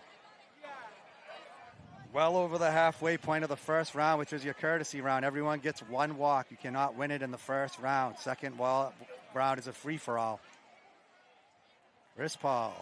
There goes Chris Paul, another Pirate. Looking like Paul Revere out there. Yeah. We just staged the Battle of Bunker Hill there in Gloucester because of they couldn't do it in Boston this year. That was last week at Stage 4 Park, and that was an impressive event, too. So you might see a couple of redcoats out there this weekend. Drew Aiello, there he goes, another halfway. What a walk. Drew, it's another Hilltop family member right there. Drew Aiello. Joseph Kleiss, Jojo Kleiss. This was another one of our picks. Oh, yeah. Jojo Kleiss, 5 years experience. There he goes. There he goes. There it is. That's the D-hop walk. Oh, yeah, there we go. There it is. Oh, boy. Straight up, D-hop. He's straight up. Oh, yeah. Looks familiar. The disco on Crisco. Jonathan Clooney, walking in memory of his grandfather, Anthony Kookaroo. Jonathan Cooney. And one of the co-founders of the Bridge, folks, Bridge Cape Ann. That's right. Way back in the day. Hosting a beer for this kid. Jonathan Cooney. First round. Very measured approach. 29th walker, Jonathan Cooney. Turned out to be a gorgeous day out here, guys. Yeah, absolutely. Yeah, with D-Hop. 6-time champ, 6 in a row. Going for 7 in a row. The only other person to ever have 7 in a row is Peter Black Frontera. He's going for 7 in a row. Looking to tie the legend this year. There he goes, Jonathan Cooney. Oh, there he goes. Next up, John Philpott, 4 years experience. We got John Philpott, 30th on the roster of 42. We're getting towards the end of the courtesy round. Johnny Philpott. There he goes, John Philpott, long stride. He's a little tall, walk. he's The a big boy. company boy right there. great athletic family, the Philpotts. Here we go, absolutely. Jake Schrock walking for his buddy Chris Brown. Jake Schrock, 3 years experience. Jake Schrock. I've given Schrock a few tips in the bar before. Oh, See you if it have? pays off right here. All right. There goes Jake, another pirate. Oh, there we go. He sat and thought about it. He definitely wasn't listening. Jerry Shimataro, 3 years on the list. Jerry Shimataro, that's our goalie out there, Hilltop Hockey. Jerry Shimataro. Another, Oh, whoa, a good great walk, walk Jerry. out of Jerry. Spirit of 76 out there. Dylan Orlando, 3 years experience, 33rd walker. He's got to follow out in front of of us. 42. First round. Dylan Orlando, the 33rd walker. There he goes. He's slow out of the Baby gate. steps. There we go. Terrence Lane, 5 years experience, walking for Vincent Orlando. Terrence Lane. We're getting down to the end.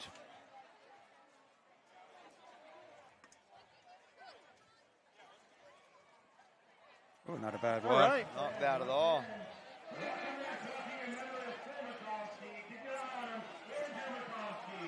Andrew Makomsky up next. 2 years experience, walking in memory of Phil Makomsky.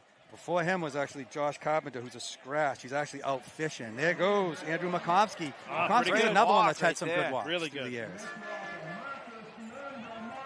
Next walker, Marcus Biondo Martin. I've been hearing some good things about Marcus here. Marcus Biondo Martin, we're going to see. Hey, Derek, do you usually wait for the pole to stop wobbling?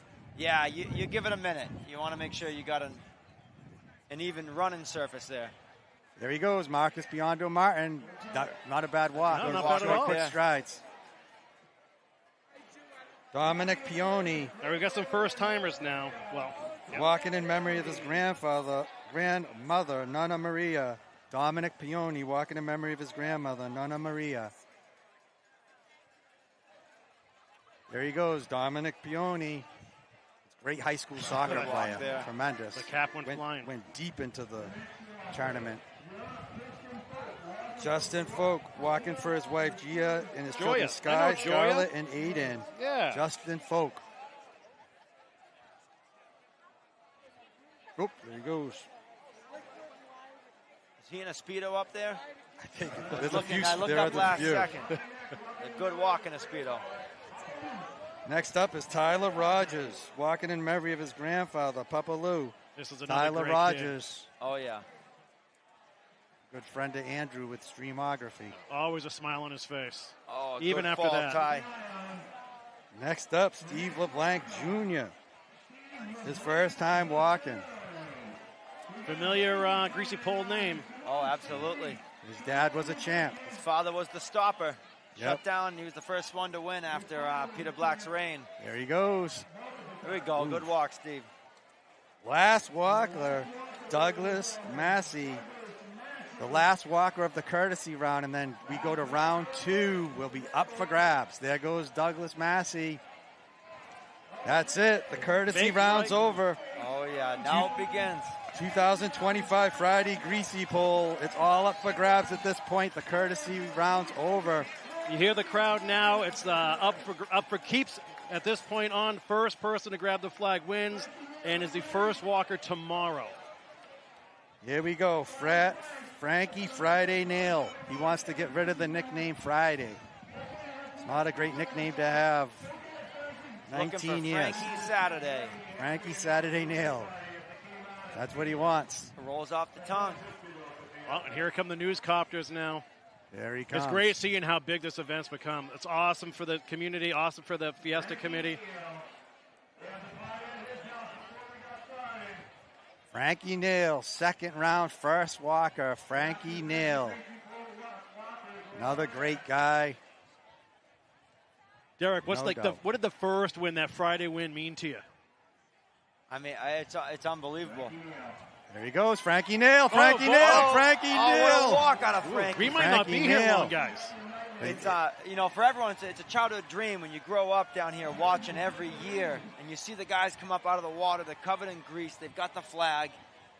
You grow up wanting to be that guy. So when you get out there, and we know how hard the list can be to get onto. So when you finally get out there and you get your chance, it's an undescribable feeling to finally take it down. Second up is Brendan Chipperini. Second round, second walker. Brendan Chipperini. There he goes. He's still a Pirate. Brendan Chipperini. He's been up there a long time. Good That was guy. a hard caught. fall. That was Brendan I didn't like that Chipperini. fall. The water's often the worst part of the fall. Yeah. It's not the pole. Sometimes it can be, but when you hit the water wrong, you feel it. Next up is Joe D'Amico. This kid's aces Joe too. D'Amico. I think his wife is somewhere in front of us. Rebecca. Joe D'Amico. There he goes, leaning forward. Not a bad. Leaning forward a little too much, D-Hop. Leaning a little bit, but he had the speed. He had the start right there. Joe Sanfilippo walking in memory of his grandfather, Gussie Elber and Don Peavy. Joey's had a lot of good walks through the years, talking to a couple of his friends when I mentioned his name. I'm not even going to say what they said. I still think he could have it, though, Joe. They didn't. I'm going to say in a nice way, they said no chance. No chance. I'm not going to It's say anyone's names. flag. It can That's be what that's right, anyone's D-Hop. flag. I agree. I love that. That's why we love you. Not just because you're the Michael Jordan hair, but just because you're just positive. It's the truth. It's It's true. anyone's. You But that's never not what they know. said, though. I'm just saying. Joe, there he goes. See, Joe still does have it. Joe, there it is, Oh, Joe. Good walk. Yep. Anthony Palazola, 17 years. I can't believe some of these kids. Yeah, the 17 sun- and we're 18 still up in years. the I feel like veterans I feel like I was playing like their coaches like a couple of years ago. Shows you how old I am. The sun has dipped behind the clouds. The wind's picked up just a little bit now. It's a little little cooler out there for the guys on the platform. Oh, it's getting Anthony nippy. Pelazzola, there he goes. Anthony Pelazzola. Next up is Mike Jacobs, 16 years on the pole. Mike Jacobs. Yeah, all these guys. I was about 8 years old watching these guys the first time they ever walked. Oh, there's our no. first. He got hit in the gagoots. He can There do it this. is. Can he get up, D-Hop? He can do this. Can he do it? There he I've goes. never seen it. Crowd There he wants goes. it. Go. The crowd Mike wants Jacobs, it. he's close. He's doing the shimmy, shimmy, Cocoa Puff. Oh, No. There it is. There it is. He's got to try that. It's not going to work out. no. There it is. Get off. That's it. Nice try by Mike Jacobs. He got hit in the area that none of us guys like to even think about. Next up is Leo DiMercurio, walking in memory of his father-in-law, Anthony Militello. Leo's actually had some good walks. His brother won it, was it a couple years ago his brother won it? I think so, yeah. Yeah. Leo, there goes Leo. Leo. Oh, sorry. Oh, got a little chin action. Al Millefogli, walking in memory of his uncle, Peter Russo. Al Millefogli. Member of the St. Peter's Fiesta Committee, as is his father, longtime member, huge advocates for the event in this city. Yeah, his family does a lot of great things for this Fiesta. The Fiesta Committee, got to give the shout out to the Fiesta Committee and thank you to so many people involved. Oh, absolutely. It's a lot Al of work to put this Millefogli. event on. Al Millefogli, not bad. All right, Walk, brother. Al. Next up, Cody Zappa, walking for his children, Mason and Matthew. Cody's hungry for one. Cody I was Zappa, talking to him at Blue Collar before this. he wants one. That's a local drinking establishment, folks. Oh, I think yeah. they probably have us on the big screen down there right now. So shout out to all you guys. Oh, I think all the places are playing the live stream. Oh, yeah. Oh, yeah. The Barn Restaurant. It's another one downtown, you a new name it. restaurant, the Barn Saltwater Restaurant. Grill, Maria Machaca, Sanidi, who owns the Azorian. Franklin. We can go on and on. You name it, they're The Cubs playing probably it. doing The it. Castro's Driving School, Legend Softball. Cody Zappa. Are you watching on Bridge Cape Ann, folks? There he goes. Here we go, Cody Cody. Zappa. Oh, backwards. that was a big splash. Yeah, that grease is unforgiving. Doesn't care for anybody. Gabe Castiello, walking in memory of his mother, Carol and Devin Wolf. Gabe Castiello, He's been out there a long time. He's hungry for one. 14 years. Oh, awesome. There's a group of 30 Second. people doing celebratory shots down here. Second round. Who is going to advance to Saturday? Been told it was fruit juice. One of them will do it. Gabe Castiello. There he goes, Gabe Castiello. Looks like Good walk, most people Gabe. are getting about halfway. Jonathan Moody, 17 years. Jonathan Moody.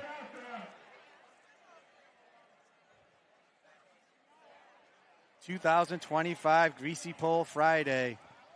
43 contestants up there. We're into the second round with Jonathan Moody. Second round, it's up for grabs. Whoever wins on Friday advances to Saturday. Whoever wins Saturday advances to Sunday. Championship Sunday. Derek Hopkins here with us as a guest.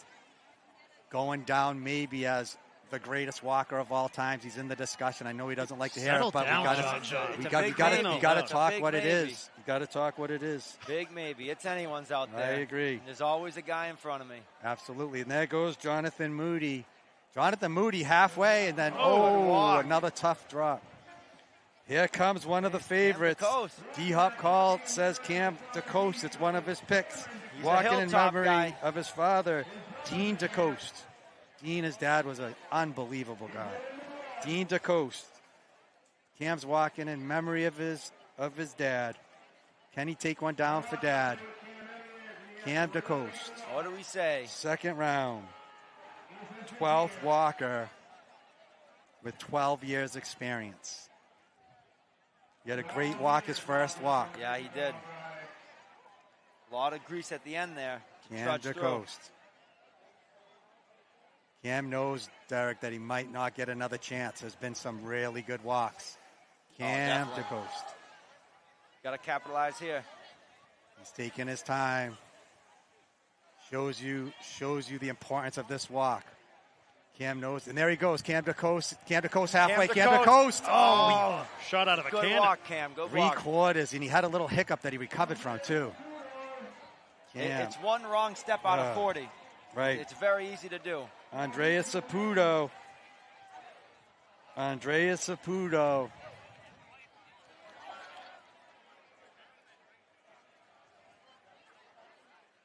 14 years experience for Andreas. 12 years on the pole. And there goes Andreas. Not bad out of the gate. Just went off to the wrong side. Had the speed. Just leaning back a little too much there. A lot of apple juice, so there could be 2-3 poles that you're looking The at. apple juice will do it. There's a fine line. Nick Browning up next. Nick Browning with 12 years experience as well. 43 walk is up there. It can come down now. It's up for grabs. We have Nick Browning.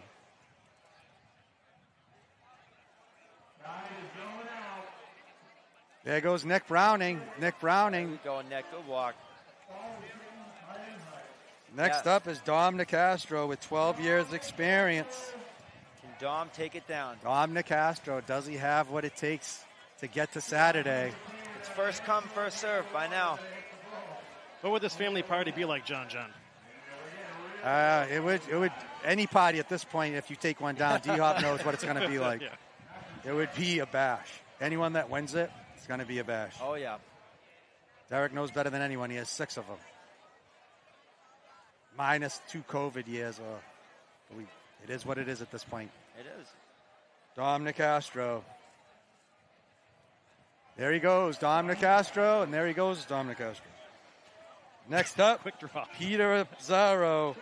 Happy 4th birthday to his daughter, Pia. Peter Azzaro, 12 years on the pole. Happy birthday, Pia.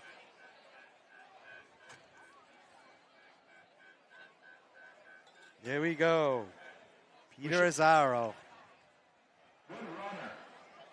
There he is. I get tired watching him run.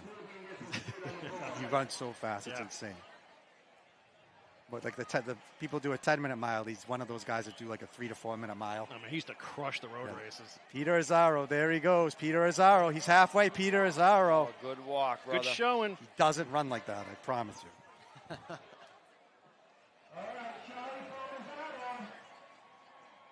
Charlie Parmesan up next with 11 years of experience. Charlie Parmesan. You can see they're taking a little bit longer each walk. You know, you never know. This could be your one shot. You have no idea who's going to grab it. So they're up there making sure that they're ready for this one. Give it their best shot. Oh, yeah. Yeah, Charlie Parmesan, good walk halfway. On the keister. Here comes Christian Parmesano. Back-to-back Parmesanos with 11 years experience. Joey Parmesano is a champ. Multiple championships for Joey Parmesano. A Fort legend. Him and Jimmy T. When I think of the Fort, I think of Jimmy T and I think of Joe. Joe. Yeah, Joe won, what, 78? Something like that. Maybe later. There he goes. Christian. Tyler Ingersoll up next. You are watching for his round daughter, 2, Oakley. Folks. Round 2, so the first to grab the flag wins and advances to tomorrow's contest, where they'll be the first walker. So we're almost halfway into round 2 here. Joe Parmesano in 1979.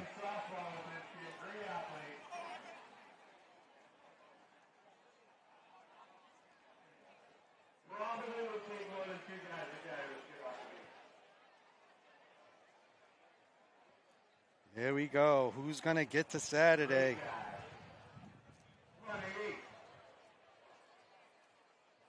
I should say immediately following this, we have the junior women's same boat finals.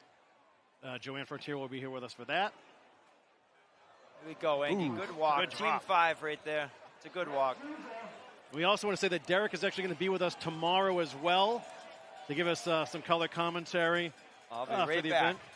Brett Souza, 10 years. 20th walker in the second round. This is coach and captain, Brett Souza. Brett Souza, does he have what it takes to get to Saturday? I like to think he does, but we'll see right here. There he goes, Brett Souza. Brett Souza, Good another walk, one good halfway. speed out of Brett. Next up, Josh Gove with 10 years experience. Josh Gove. On deck, Nick Taramina. He had probably the best walk, one of the best walks of the first round. Nicky T on deck, but we're going to give this moment to Josh Gove with 10 years of experience. Second round. It's up for grabs. There he goes, Josh Gove. Josh Gove halfway. Josh Gove, three-quarters of the way. Josh Gove, he slowed down. Josh, what a walk, great Josh. walk right there. Great walk. It's our walk of the day so far. Slowed down just a little, Derek. Got to keep the feet moving. Nick Taramina, Nicky T, walking in memory of his sister, Jess Taramina. Every year, he comes close. Within an arm's length, has touched the flag, has grabbed the flag. He's done everything but pull that flag to the water. You can see a bunch of swimmers in the water, that some that just enjoying the warmth of it, but some know that it could come down. And here he goes, Nicky T. Nicky T halfway. Nicky T. Oh, he had a big smack. He stumbled. I think he hit a banana. Like a patch of oil there. Banana peel. Could have been a banana because it looked like he broke an ankle. He slid back. He stepped into something there. Yeah, I think he hit an apple or an orange or a banana. He was looking strong, though. He looked really good. He was looking good. Mike Russo walking in memory of his uncle Peter Russo. Come on, Mike. Mike Russo. We're into 2025 Friday, second round. We're over halfway in the second round. Mike Russo, they're all, those ones always hurt. Yeah. Oh. And he says he's okay. We have plenty of lifeguards, the Coast Guard's there, police boats out there. Some of the other walkers stay in the water to make sure everyone's okay. Joe Falzerano, he is 7 years on the pole. Does he have what it takes to get to Saturday? We're going to find out. Joe Falzerano. Like D-Hop was saying, there he goes. Joe Falzerano about halfway. They're all taking a little bit longer. Yeah, you want to make sure that you're feeling ready to go. There's no rush out there. No one's making you go. Sal Taramina walking in memory of his mom, Josephine Taramina. There he goes, Sal. Another awesome guy, Sal Taramina. Love to see someone like Sal take it down. Come on, Sal. There goes Sal. Good walk, Sal. That was an awesome walk. When you see those falls from the beach, it's a little different to see them, 10 feet behind on the pole. Right. It's some of those falls, that doesn't do it justice from the beach. He made that shake. Oh, yeah. Nick Kukuru. There you go, Corey. This is one of your guys that you want to take it down. Yeah. Nick Kukuru. Sal's married my cousin. Keep it in the family. Nick Kukuru. He had a decent walk last time. He did. He was over halfway. There he goes again. Nick Kukuru halfway again. 3/4 of the way. Oh! Nick Kukuru, there's something right at that 3/4 Gotta point. get a Kukuru flag. Nick Kukuru. Oh, he was right there. Right there. If not a touch more, but he was right there. Two walkers that have slowed down, including Nick right at that end. It's almost like there's an incline. Nick Kukuru, he had awesome to have walk. smelled it. Being that close, he had to have smelled it on the way down. Derek, what do you think about this flag angling outward like that? Either the wind is blowing more than we think. Yeah. Nick Muse slow and steady halfway. Nick Muse picking up some speed. Either the nails aren't tight enough or the wind is blowing more than we think. Yeah, but there's definitely something going on. It's leaning more and more. I think it's even more than it was at the start of the day. I think you're right. I think it's Getting on jostled. its way. I love this with Chris Paul, just walking for his family. And that's what it's all about, family and friends and loved ones. And there goes Chris Paul. Chris Paul's about halfway. Chris Paul. Good walk. Good walk by Chris Paul. Make it simple, walking for your family, and I love it. Drew Aiello, another good walker, great guy. And another Drew hilltop Aiello. guy here. He had a good walk last time, too, a little over halfway. He's been close. He comes out good. Yeah, he comes out fast. This could be something here. Drew Aiello halfway. Drew Aiello, Aiello. come on. Oh. Just couldn't hold on. Here he comes. That's a way to eat some grease right there, though. Great walk last time. We have Joseph Kleiss. Jojo. This could be it. This could be There's it. a good chance this could be it right here. He went the furthest, I think, in the first round. Great walk. If he gets a good start here, I'm thinking this is it. Second round, 30th walker, JoJo Kleiss, one of the favorites. And he's been very close before, so. Here he goes, JoJo Kleiss, JoJo Kleiss. Oh, wow. Wow. Next up. There's a lot that can go wrong. If you come off a little, your first step's off a little bit, it throws you off. Jonathan Cooney walking in memory of his grandfather, Anthony Kukuru. Jonathan had a good walk his first round, too. He was over halfway. Jonathan Cooney. We're getting deep into the second round.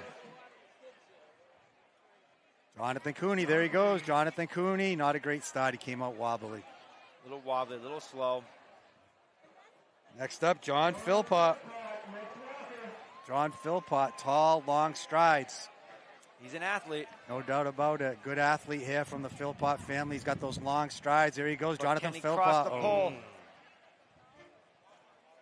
Next up, Jake Schrock. D-Hop gave Jake Schrock some advice at a local establishment in the first round. He didn't listen to it. Let's see if he's listening in the second round. Here we go, Jake. Jake Schrock, another good athlete. Jake Schrock, another unbelievable kid, too. We're deep Jake into round Schrock. 2 here, folks. Was he listening to D-Hop? Was he listening? There he goes. He's got a good walk there. Yeah, we'll give it to him. Next up is Jerry Shimataro. That's a hilltop goalie right there. Jerry See what he's got. Shimataro. He was fast out of the gate last time. Yeah, he had Jerry a good walk. Shimataro, Good real walk fast out out of of the him. gate.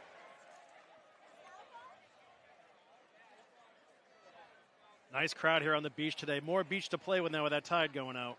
Yeah. Jerry just leaning a little bit too much to the right. Yeah. Next up is Dylan Orlando. He's got his Orlando's fan go, club Dylan. on the right beach. next to us here. Dylan Orlando.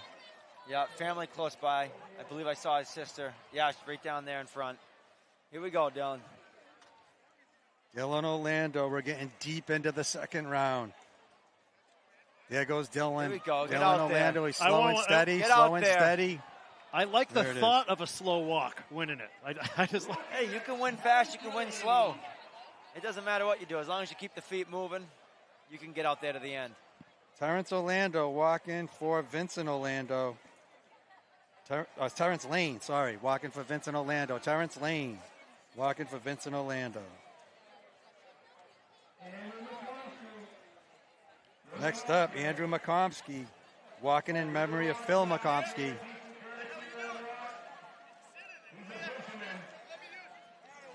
There he goes, Andrew McComsky, fast out of the Got a gate. good Andrew walk. McComsky. Pretty good.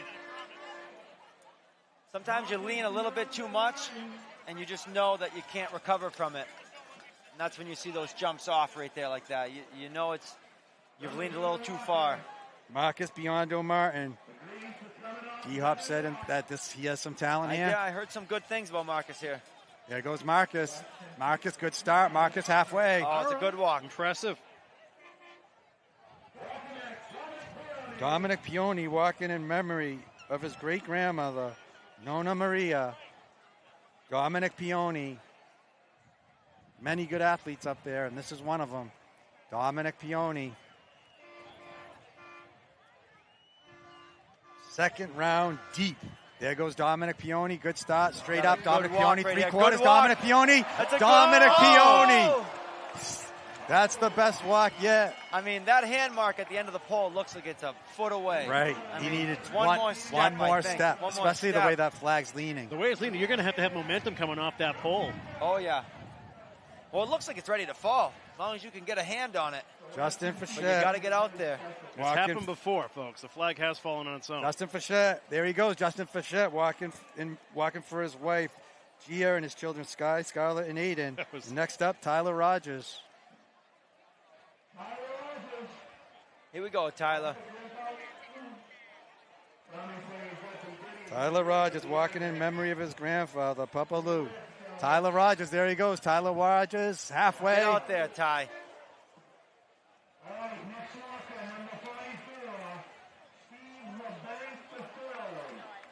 Steve LeBlanc walking next. Steve LeBlanc Jr. You're in the end of round 2 here, folks. First to grab the flag is your winner. Steve LeBlanc Jr., second to left. Here There we you go. go, Steve Come on. LeBlanc. Oh. The last walker of the second one. round is Douglas Massey. There he goes, Douglas Massey, last walker in the second round. Oh, good And walk. here we go. All right, Into let's set the round table 3. once again, guys. So if you're just tuning in, welcome to St. Peter's Fiesta here in Gloucester, Massachusetts. You're looking out Pavilion Beach. It is a 2025 Greasy Pole. We are entering round 3. Today's winner is the first walker tomorrow. Joining me is John DeCastro, as always, and a special guest, Derek Hopkins, 6-time champ, going for his 5th Sunday win in a row tomorrow and 7th straight flag. Great to have you both with us, as always. Great to be here. We're back to the top of the order. Best weekend of the year right here. Oh, man, you said it. Here we go, 2025 Friday Greasy Pole, third round. First walker of the third round is Frankie Friday Nail, trying to get rid of that nickname after 19 years. That's a long time to be walking the pole. Yeah. I'm not that much older than 19. 24, 19. I mean, that's a long time to be out there. You probably don't want to know how long we've been broadcasting this then, Derek. I won't ask then if that's the case. Frankie Nail taking his time. He knows it's going to be Here a we Frankie go. Nail. Frankie Here we Nail. go, Frankie. Frankie What do Nail you halfway. say? Frankie Come Nail on, 3/4 Frankie. of the way. Oh, Frankie Nail. Oh, man. Wow, that flag is that's going a to fall great off. walk. That flag is way over now. Oh, no. Oh, yeah, you can see it moving there. Oh, no. Oh, there it the goes. flag is down. That will no, not count. Does it count? It does. I don't know. I don't think it does, Don't right? know. He has to. We're going to have to go to the rule book. I think you have to I don't grab know. it. He Hey, wants Everyone hold it staying up. on the platform. Hold it up at least. Frankie's not a guy I think I that would don't take know. that one You anyway. might be getting mixed emotions off the pole right now. Is it his? Is it not? Yeah, I mean, he didn't touch it, but the Fiesta committee. They're pulling out the book right now, flipping pages, Yeah, looking that's for the right. exact article. No, well, I can already see the Coast Guard making its way in, so they're going to need to help get that flag back in. Yeah. It might have been just a little too late after the fall. Yeah. I honestly you wonder can- you what can- that is, because he was a couple feet away from the flag. He never laid a He body was. part on it. But the closer you get, the more it shakes. And you could see it kind of, Oh, yeah. feathering off each time the pole bounced there. Got to put another railroad spike into this one. Oh, man. They don't come out easy. I learned that from experience. They put the big boys in. You got to go straight through the end. Wow. Frankie Nail got to the end. The flag is bouncing. He just didn't grab it. Frankie Nail, first walker, third round. The flag came down, but he didn't grab it. All right, and you see the police boat coming out now. They will help get that flag back into place, and we'll continue with round 3.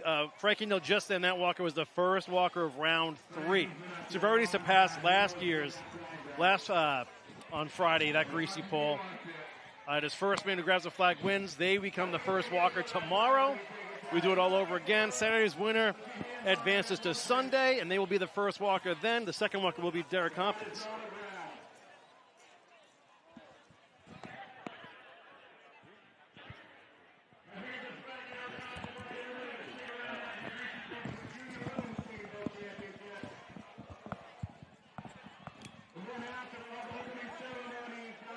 Yeah, while we have a moment, we got to give a big tip of the hat to Salty Ore and the women's senior seine boat races, John.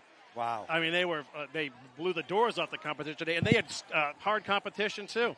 That was incredible, unbelievable, especially that it was their first year rowing in the senior at all. That's absolutely unbelievable, like what they did. All kinds of props to Salty Ore, your 2025 senior women's champs. Right now we have a little bit of a delay. The flag came off the pole without anyone grabbing it, so they're going to just nail it back up and continue the third round, which we're in the second walker of the third round. Whoever wins this will go to Saturday. We're just waiting for them to nail it up. Yep, and we're here with Derek Hopkins. He has won 6 of these contests in a row. 2019, he won Friday, then Saturday, then Sunday, the natural hat trick. And then we took 2 years off for COVID. Remember that one, everyone? And then after that, 2022, 3, and 4. D-Hop won on those consecutive Sundays. And he's going to, he's looking to make history this Sunday. And so he'll be with us tomorrow to help us with some color commentary. Immediately following today's Greasy Pole, we have the women's junior same boat finals with Joanne Franchiro, the matriarch of women's same boat racing here in Gloucester, whereas we celebrate 30 years of women's rowing here as part of the St. Peter's Fiesta. And that is going to be the Stroke Sisters versus Riptide versus Powerful. And those crews are actually out there now. You can see them bobbing around in Gloucester Harbor here too. So we'll have that for you as well.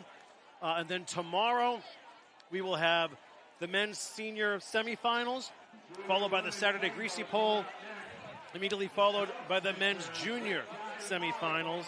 And then Championship Sunday, where it's going to be the men's senior same boat finals, the Sunday Greasy Pole, can Derek Hopkins do it again, and the men's junior same boat finals.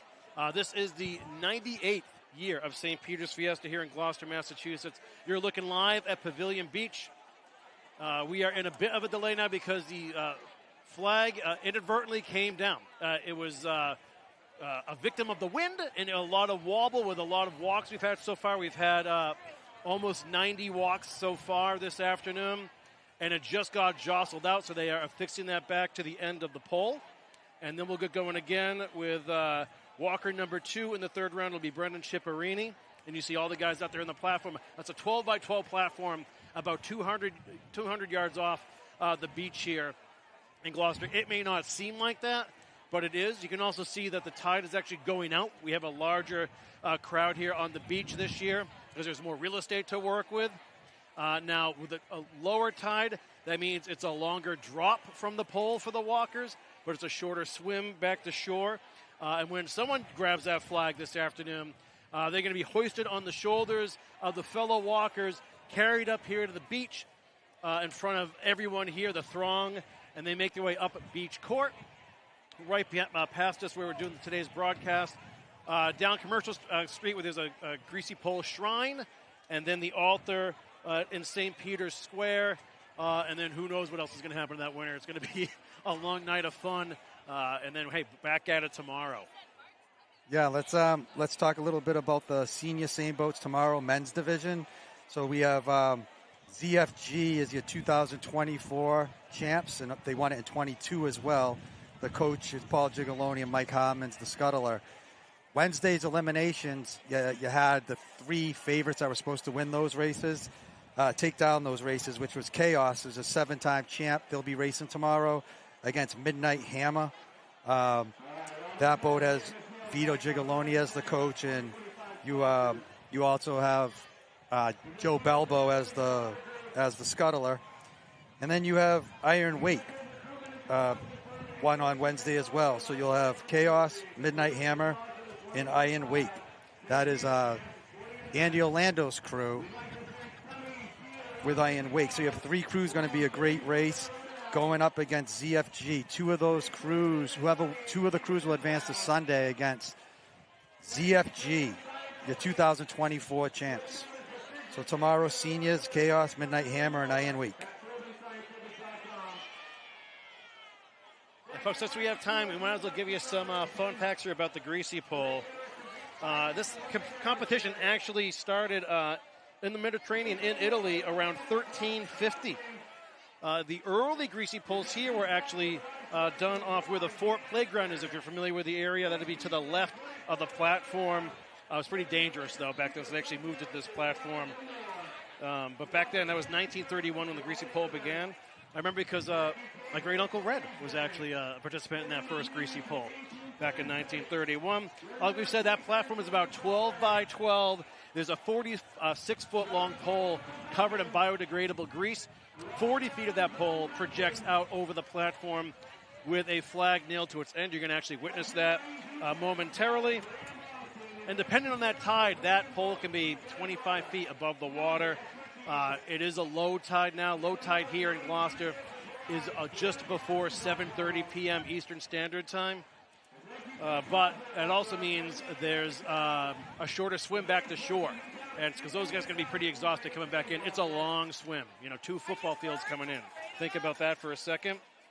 And these guys have been out for hours, pre-gaming, getting ready, doing the family cookout thing, hopping around from place to place, chanting Viva San Pietro. It's a full day and a full weekend of events.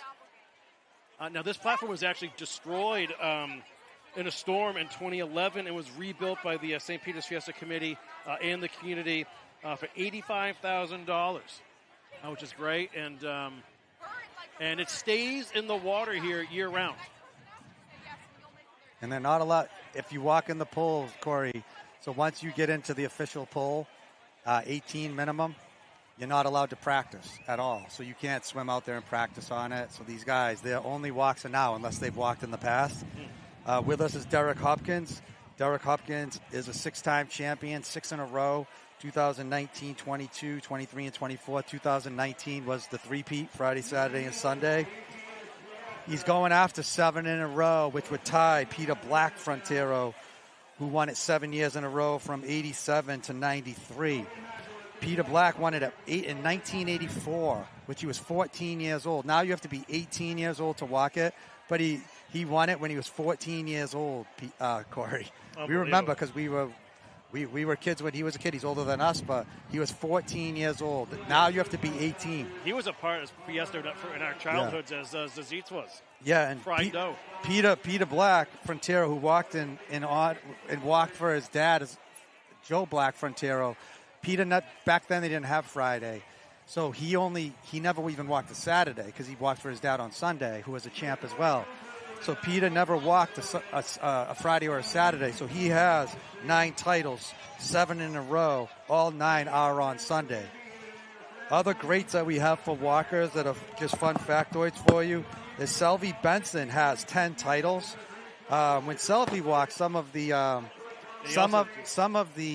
controversies are that he used to be able to walk Saturday and Sunday. So from 67 to 71, he could walk Saturday and Sunday. So he had 4 Saturday championships. Can't take that away from him, that's for sure. He also won 4 Sundays in a row. Yeah, he had 4 Sundays in a row, and then he has 6 Sundays together, so he has 10 total. Jake Wood, another all-time great. He was the first one to ever have the three-peat, right? Because it was the first year, 1999 is when Friday came in. Yep. And Jake Wood took it down Friday, Saturday, and Sunday in 99. And then he did 2002, 3, 5, and 6, giving him 7 total. Stu McGilvery's on the list of the greats ever. He had the three-peat in 2004, Friday, Saturday, and Sunday. And then he had 2008, 9, 10, and 12, giving him 6. Anthony Mazza Giamunco. And I got a great story to share with Anthony, directly from Anthony. God bless Anthony Mazza Giamunco, one of the greats. He's just the sheriff, they called him. He was in charge out there. Anthony Mazza Giamunco. So we tell you that the courtesy round, you're not allowed to take down the pole. For years, people, I'm going to have to look it up later and I'll give you the year. But one year, someone took the pole down in the first round, which you're not allowed to do. There was all kinds of murmurs that somebody punched the guy, this and that. And this is old school, you remember, people, so it's a little different than the way today is. You can't blink at some people wrong without them getting offended. But Anthony Mazza Giamunco, this came directly from Mazza's mouth. I saw him, and he said, and I said, Mazza, I go, I need to get that story right for announcing, right? And I said, what happened the guy took it in the first round? Like, what happened? He goes, everyone thinks that I just chased him down and just beat him up. That's not how it went. He goes, he took it down in the first round when we told him you can't take it down in the first round. And he said, I'm taking it in the first round. And he did. And he took it in the first round. As he was swimming in, Anthony jumped in the water after him and swam after him. And Mazza said, listen, you can't take it in the first round. We told you, just give us the flag so we can put it back up. I competed against Mazza in flag football, and he was a gentleman. No, he was always a gentleman, right? He's not a guy that would have a cheap shot someone or anything like that. He said he waved the flag at him, trying to hit him. And Mazza said, and I'll never forget this because it's a typical Mazza comment. He said, listen, you wave that flag at me one more time, I'm going to give you a knuckle sandwich. That's what he said. He goes, that's exactly what I said to him. And he waved the flag at me. And he goes, I gave him one knuckle sandwich, and that was it. He goes, I took the flag, we went it back out. He goes, that's the truth. And it's just a great story. That's directly from Mazza, and it's just a great story. God bless Mazza. Did Mazza win that year? I'm going to look in my notes and see what year it was. But Mazza's got 5 total. 1975 was his first on a Saturday, and then he repeated on Sunday in 75, and then he had 77, 78, and 80. I have that in my notes somewhere because it was just such a great story of Mazza. You can't. I'm gonna have to look that. It was just such a. It is such Mazza. Anyone that knows it, because Mazza's not the type of guy. If he says he did something, he was a very true, honest guy. Yeah. He was the best. My father was young at the time. He told me the story. He said he was down the beach as a kid. He saw it happen. Unbelievable. He saw them rough him up. He said, "You're not taking this flag." Yeah. What do you mean? I'm gonna give you a knuckle sandwich. That's what he said. He goes, roughed them up. They went back out, and they continued the event. And D-Hop's dad was a champ as well. What year did he win it, Derek? He won 96, 97. 96, 97. And he did something similar that Derek did. Was it 96 or 97? It was 97. 97. You tell the story. So he walked out to the end, and similar to Mazza, he stopped and he stood at the end, and he held the flag, and he just stood there for a minute. He put his fist up in the air. He kind of shook the grease off his feet. And then he tried to pull the flag off, and he fell without it. So he popped off a couple nails. The flag spun upside down, and he sat in the water. And he was looking up at the flag, and he was like, "Oh my God, I left it up there." And then there happened to be, a tall guy. He was in the water, and he kind of grabbed my dad, and he pedaled his feet, and he lifted up. My dad was able to reach the flag from the water, and he pulled it off. And some of the guys didn't like that. They're, "I'll effing kill you if you take that flag." So he just pushed the flag in the water, and it's not that important. And he swam to the ladder, and he came back up. And an entire round went by. No one got it. He got up again the same day. He walked out through the end, and this time he didn't let go of it.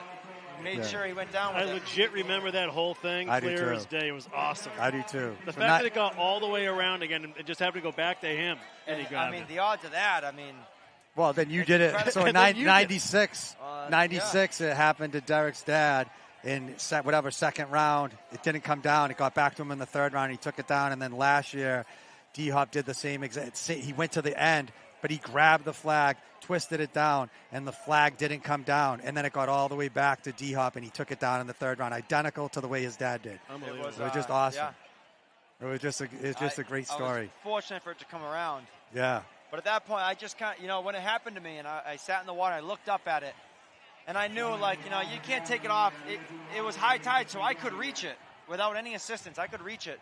I never touched it from the water, and I just looked at it, and I was like, God damn, it happened to me too. What are the odds of that? And I just thought it was funny. Yeah. And I gave a chant from the water. I had the whole pole was chanting with me. And then I went up, and I was ready for the next guy to win because I didn't think it was coming back around to me at all. I had no shred of hope. I just, that was the end. And then, thankfully, I guess it did come back around, and I got my chance. And that time, I made sure to grab it with 2 hands.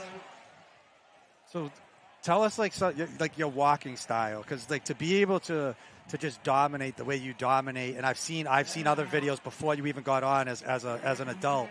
You walk into the end of the pole after the greasy pole's over. I saw the video myself that you walk to the end after a greasy pole. Right, you weren't old enough to compete at that time, so you went out. You walked to the end of the greasy pole and then walked all the way back. What is the form that you can do things like that? The thing is, you walk sideways, of course. It's similar to skateboarding or snowboarding. You either have your left foot forward or your right foot forward. So you either face the beach or you face the boats. And as soon as you got that down, you pretty much just keep the feet moving. Do you look at the flag or do you look in front of you? No, you look, I don't know, roughly 4 or 5 feet in front of you.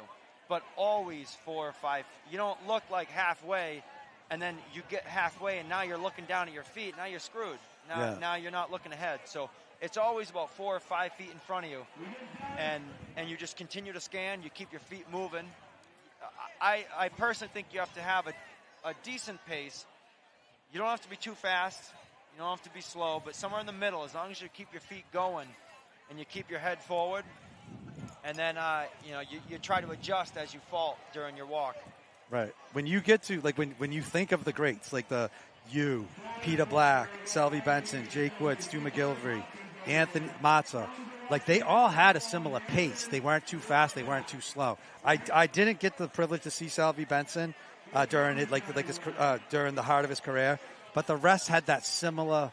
They all had that pace, and I don't know if Selvie did not, but they weren't too fast, too slow. The ones that were consistent. I think you have to find the even ground there. Yeah. And you can. I mean, there's guys who walk real fast. And Vinny Parisi, he's like lightning out there. Cliffy Carlson. Like fire. Cliffy Carlson. It's yeah. like a bolt. I mean, you come out fast, you come out slow. Oh no! There it goes again. So that doesn't necessarily mean anything. But to me personally, I feel more comfortable going at a middle pace and being able to correct. If you lean one way or the other, you can usually kick your knees out or try to kick your knees back, and that can help you out. One thing there it goes. It looks like it's going back in. And we're going to be. Is it going to stay? Is it going to stay? It's starting to move. That's the thing. What's going to happen tomorrow? Are they going to put the big nails back in? Don't say it, Derek. Who knows? They've done it before. They'll do it again. Yeah, I mean the end of that pole is so chewed up from nails. Yeah, it's very chewed up. So they'll often put a new piece of plywood on the end, and they'll use some long lag bolts, and they'll lag it in, so they have something newer to tack into. But sometimes it's still, I'm sure it wears away quick. Here we go, Brendan Ciparini, third round, second walker. Brendan Ciparini.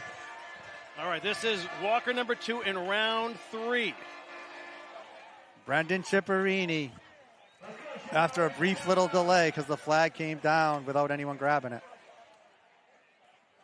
Yeah, I know the committee's likened the end of that pole to like the end of a cigar, Brendan Ciparini, there it is. Good walk.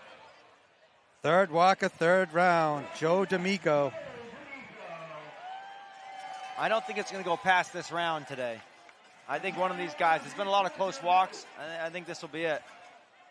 They're cold up there. I can imagine that. Oh, yeah. Sun starts going away. And you can see those flags behind the pole starting to move. Yep. Or they've been moving, but when you come out of the water, you feel that wind. Joe D'Amico had a good walk. Joe D'Amico, there he goes, halfway. Walk, Joe D'Amico. Good bid. Good walk by Joe D'Amico. I think that sun's going to duck away for good now, looks like. It might be.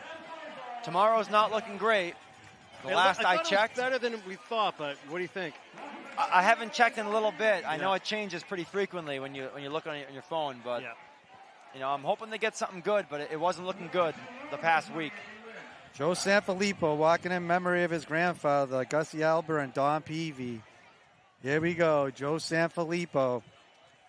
Third round, fourth walker. 2025, Friday Greasy Pole, trying to advance to Saturday. Joe Sanfilippo, does he have what it takes? Joe Sanfilippo has come close in many different years. Joe Sanfilippo, 17 years. There goes Joe Sanfilippo's quick strokes. Joe Sanfilippo. Not a bad walk by Joe. Next up is Anthony Pelazzola. Anthony Pelazzola in the third round, beginning of third round. Anthony Pelazzola.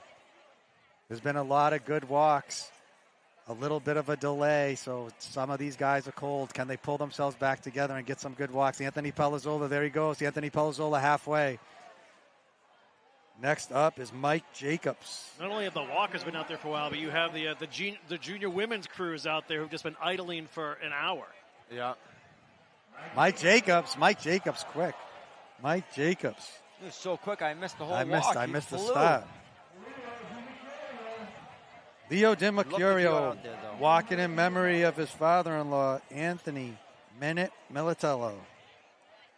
I got to think this is going to take a pretty good grip to get that flag off the pole now. Leo DiMercurio.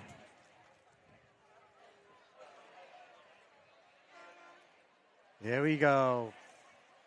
Leo DiMercurio. There's a silence on the beach. Usually doesn't happen often. Leo DiMercurio.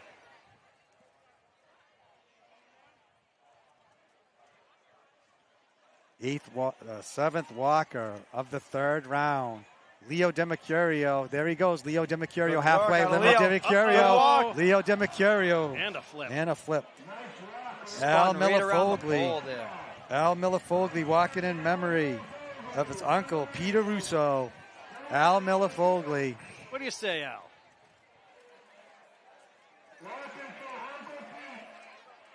Come on, Al. We're into the third round with a delay. The beach will start to get restless. It happened in the past. Al Millefogli. The beach doesn't like when you get it too early. They don't like it when you get it too late. You got to find the golden zone for the Right. beach. D-Hop loves the second round, second walker take. That's his favorite. That's a great spot. Right. Here we go. Good There walk goes out. Al Hey, here we Millefogli. go, Al Millefogli. Oh, Al Millefogli. Little walk out of Al right there. A little chin music at the end. He was staring at that flag. I mean, you almost can't get much Oh. closer than that without taking it down. That's going to be a picture for the ages for Al. Al Millefogli. All the way to the end. Less than an arm's length away. Al Millefogli. They're going to have to wait for the pole to stop shaking. That would have been pretty He sweet. hit hard. A great walk by Al Millefogli. His dad's speechless. Al Millefogli with a phenomenal walk. Wow. Next up is Cody Zappa. Walking for his children, Mason and Matthew. Cody Zappa. There's just a little chunk of grease at the end. That's all it takes, though. That one That's step. it. That did me in last year. And I believe Cody is the 95th walk of Wow. the day here. 95 walk. Cody Come on, Zappa. Cody Zappa. Uh-oh. Cody Zappa. Oh. One of his vintage three-quarter walks. He's been close so many times. Wow. Gabe Castiello walking in memory of his mother Carol and Devin Wolf. Gabe Castiello's been Gabe close before, Castiello. too. He's been out there. Wow. There's that little bit of grease at the end now. But like Derek said, it can cause problems. Oh, absolutely. Caused Derek a problem in the second round last year. I was lucky the way I fell. Oh, yeah. I was very lucky. Here we go. Gabe Castiello. Little hiccup, and he Stay goes up, through the Gabe. hiccup. Stay Gabe up, Gabe. Castiello. Oh. We're getting there, Good boys. walk. Yeah, they're getting close. Jonathan Moody. He had a good walk. Jonathan Moody. We're in the third round. Friday Greasy Pole. Jonathan Moody. We're going to have one champion here that goes to Saturday. Who's it going to be? Will it be Jonathan Moody? Jonathan Moody. And they've got a pretty low tide by now. It's been going out this whole time. 17 good years drop. of experience on Friday. Jonathan Moody. Taking his time, knowing that this is going to be most likely his last could walk. be it. I don't think it's going to go beyond 3, so he doesn't take it here. Jonathan Moody. Cam DeCoste on deck. Is he going to give Cam his third chance? Or is this going to be Jonathan Moody's moment? Jonathan Moody. Third round. 11th walker. 17 years experience. Is that a recipe for a title? I mean, absolutely. 17 years. And he's had good walks in the years. There he goes, Jonathan Moody. Jonathan go, Moody Jonathan halfway. Moody. Get out there. Jonathan Moody. Oh, Oh, no. Now, Jonathan wait a second. Moody. Hanging on. He's hanging Jonathan on. Moody, and nope, is a little too slippery. Cam DeCoste. Cam DeCoste, He's- walking he's in a- memory of his father, Dean DeCoste. And he's a fan favorite out there. He's been close before. Many times. Cam DeCoste.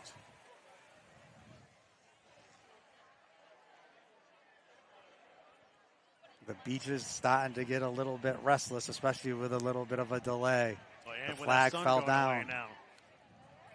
The flag fell. No one touched it. It just came out. But it's back up. Cam DeCoste is up in the third round. Friday, Greasy Pole. Cameron DeCoste walking for his dad, and there goes Cameron DeCoste fast out of the gate. Speed, good Cameron speed, DeCoste! good speed. Oh! He did it again. He grazed the flag. Cameron DeCoste. What a walk out of Cam. Literally grazed the flag. Wow. He does it every year. Just gonna Literally, wrap around it. literally, not even a thumb away. Cam DeCoste has so many videos of that. So close. But next up is Andrea Saputo. Wow. Andrea Saputo. It keeps going in the third round. Andrea Saputo, after Cam DeCoste literally came less than a finger away. I mean, I think he grazed it. I think he grazed on his way down. That was close. Andrea Saputo. It keeps going in the third round. Andreas Saputo.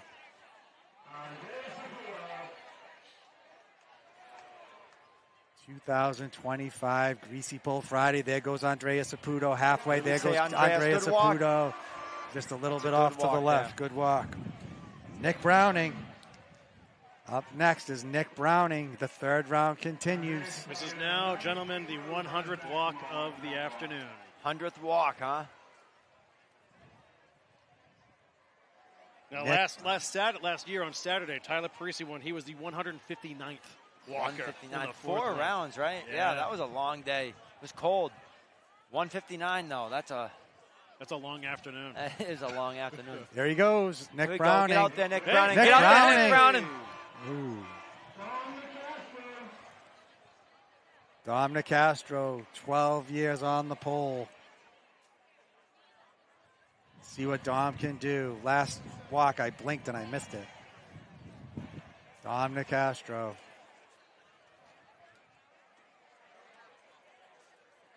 Here we go, third round.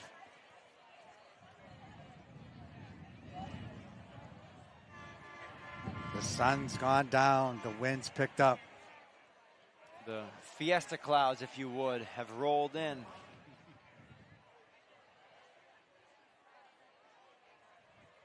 There goes Dom Nicastro. He doubled up his last one. He went from 2 to 4 steps. Peter Azzaro. Well, someone's got to do it. Happy fourth birthday to his daughter, Pia. Happy birthday, Pia, again.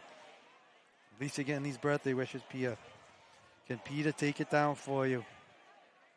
Peter Azzaro.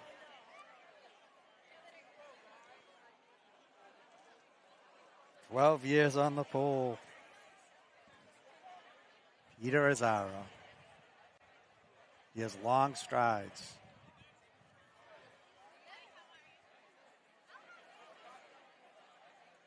We're all taking a little bit longer. There goes Peter Azzaro. Peter Azzaro. Peter Azzaro's off the pool. Not quite. Charlie Parmesan. And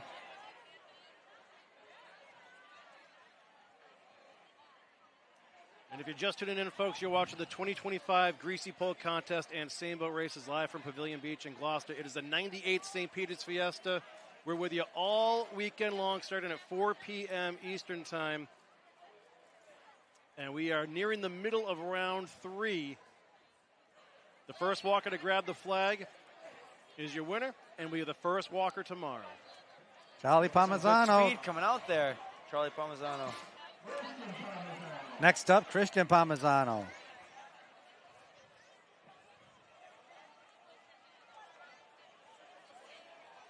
We're approaching the halfway point of the third round with Christian Parmesano.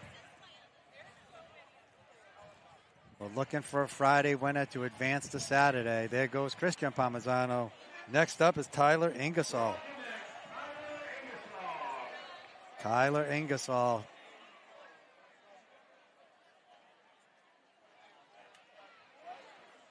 All right, let's grab a flag. I think we're getting close here. We got some good walkers coming up. Yeah. I think it's going to come down soon. Tyler Ingersoll. There you go, Angie. Team 5, right here. What do we say? Stiff tailwind for the walkers. I can help you out there, though.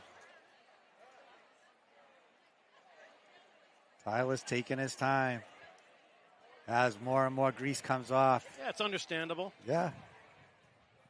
Tyler Ingersoll. There he goes, Tyler Ingersoll. He knew it. Good dive. Sometimes you know early. If you're leaning, that's it. Brett Souza. Save the body and jump off. Dive off. When was your first year walking, D? It was 2019. Oh, that was the first? Yeah. I was on the list 2018. I was 17, though. Someone complained that I was only 17. Oh, yeah. So I was on the list for a week or two, and then I got kicked off. And then the next year I came back. Now I was 18. There was nothing anyone could say. Brett Souza. Brett Souza. Brett Souza, good walk. Good dive. Josh Gove had a good walk in the second round. He did. Can he follow it up with a little bit better of a walk in the third round? Just to think Peter Black won it when he was 14. 14. I wish I could have gone out there when I was 14. I would have loved it.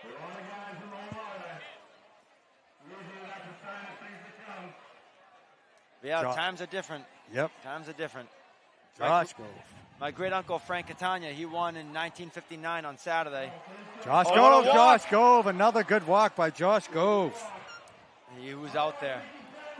There But we yeah, great uncle Frank Catania, he was Yeah. 14 years old, 1959. He went up the ladder. The old guys used to, they'd sometimes kick him off the ladder, or when they'd get up there, they'd be like, you're not walking, you're a young kid. And it went round after round. No one was winning it. So finally, they looked at my great uncle. They said, go ahead, young boy. Give it a try. Give it a try. I love He it. went out, went right to the end. He grabbed it. And he was about 14 years old or something. Wow. And that was back in 1959. Just That's genetic. So the times have changed, though. You can't just swim out at 14 years old and they let you walk. Nicky T's up. Nick Taramina walking in memory of his sister, He's Jess been up. Taramina. He has some strong walks today. He's been Yep. out there before. There he goes, Nicky T. Nicky T halfway. Oh, Nicky Nicky T, T. three Come quarters. on. Oh. Good The press- walk, Nicky. Good You walk. know as the pressure mounts. Couple hiccups. The pressure mounts. Consistencies at all. Oh, yeah. Michael Russo, But Russo had a walking, good walk, didn't he, last round? I think so. Yeah, I think yeah. he did. walking in memory of his uncle Peter Russo. A lot of cheers from the beach for Mikey.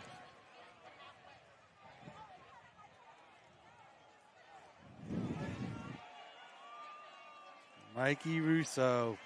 There he goes, Mike go. Russo, That's a Mike good Russo. walk. He slipped the wrong way. Oh, my. He had the D-Hop. speed. He had the slipped speed. the wrong way. If he slips forward, he might slip right into it. Mike He Penguin slipped slide back. into it, Oh, he slipped backwards. Mike Russo, great walk, Mike. Next up, Joe Falzerano. Oh, he slipped the wrong way. Joe Falzerano. We're getting well over the halfway point of the third round. You see a lot of heads hanging out in the water there. Yep. I think they know it's coming down soon. They don't find it worth And- going up the ladder. The air's got to be cold, too. Oh, yeah. There he goes. Joe looking Falzerano. steady. Joe He's looking Falzerano. steady. Oh, another good walk. Man. Joe Falzerano. We are getting there. Both over the three-quarter of the way. Sal Taramina had a good walk last time. He did.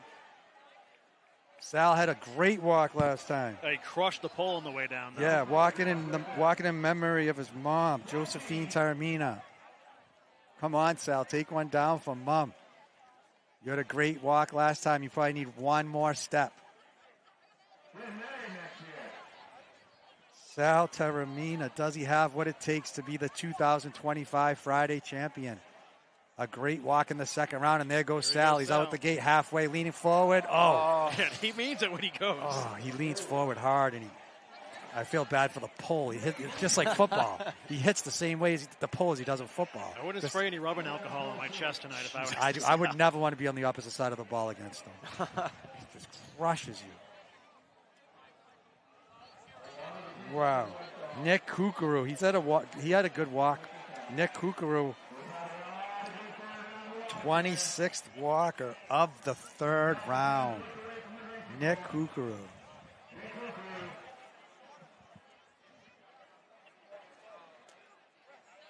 People are getting closer and closer. The walkers are getting closer and closer. Could be anyone at this point. Anybody. Anybody. Nick Kukuru. I'm not saying anything. There he goes, Nick Kukuru. Good start. Nick Kukuru is about halfway. Yeah. Nick Kukuru's got 3/4 of the way. Nick Kukuru! Oh, my God, Nick he was Kukuru! right there. He dove for it and missed it. man. It would have been a photo finish. I thought he had it there. I thought he Wow. had it. He went 40 feet to the end and dove and just missed it.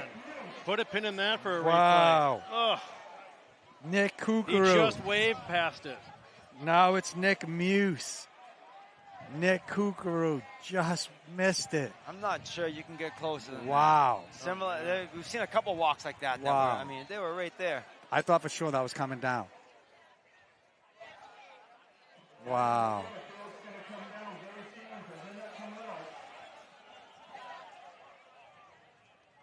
Nick Muse, here we go.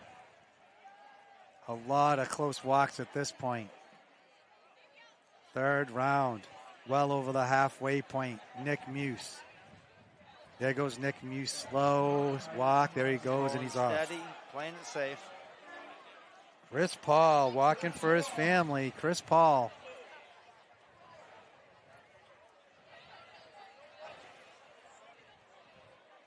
The Junior Girls Championship after this, same boats. Yeah, we have Joanne Frontiero waiting patiently in the bullpen. Right?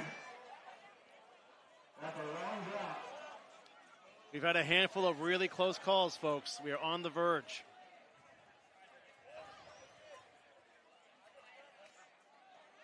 Chris Paul, there he goes. Chris Paul halfway. some Chris speed. Paul, Chris 3/4. Paul. Chris Paul, another one. Come on. Another one. So they're I mean, hitting something they're getting it there. right there. There's something they're putting underneath. Nick Kukuru with the dive and just missed it. Chris Paul slipped. I mean, they're all getting real close now. Wow. Chris Drew Paul, Aiello, another one. Drew Aiello's had a couple good walks. Oh, yeah, he's been close fast. before. He's a hilltop. He's a hilltop guy I can here. see it going here. I can see one of the next two walkers taking it down. Is JoJo going to get a chance? One of these two. Or is it going to be Drew Aiello? You see more guys in the water now to stay warm and maybe anticipate a flag grab here. Yep. Drew Aiello with a couple walks late into the third round on Friday. There goes Drew Aiello. Drew Aiello's halfway. Drew Aiello, Oh, little over halfway. goes into something there. Takes him down. Good walk JoJo out of Clace, a good walk. His first walk, his second been walk, he just went off line. Can he pull it together for his third walk? I'm thinking so. I've seen him get so close. I think this is it right here. JoJo Clace, third round deep. It's not going to get back to him. JoJo Clace, if he's going to take it, it has to be now. His moment has to be now. Absolutely. Absolutely. Right here. 2025 Friday.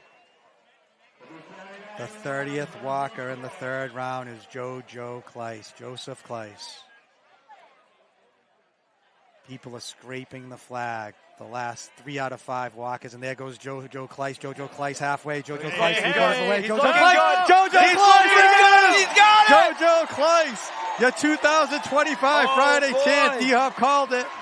He was one 2025 of the Friday three. champ. He was bound to take it JoJo right there. Joseph Clace.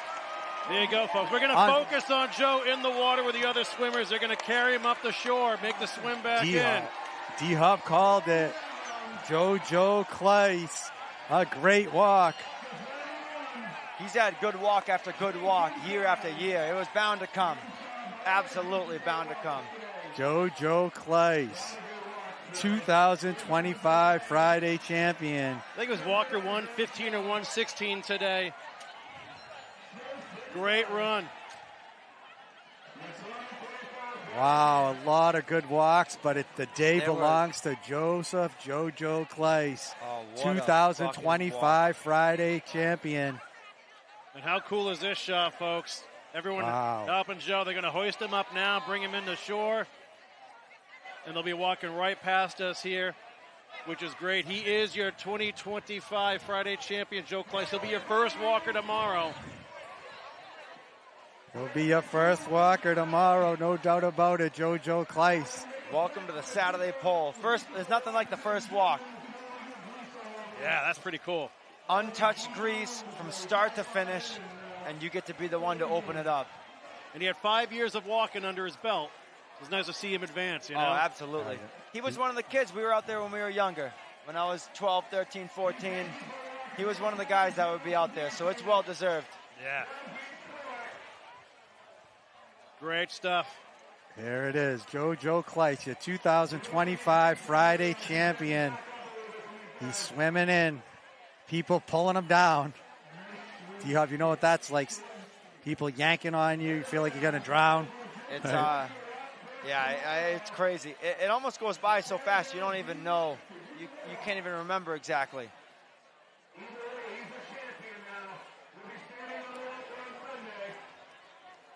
Wow, here he is, 2025 Friday champion is Joseph Kleitz.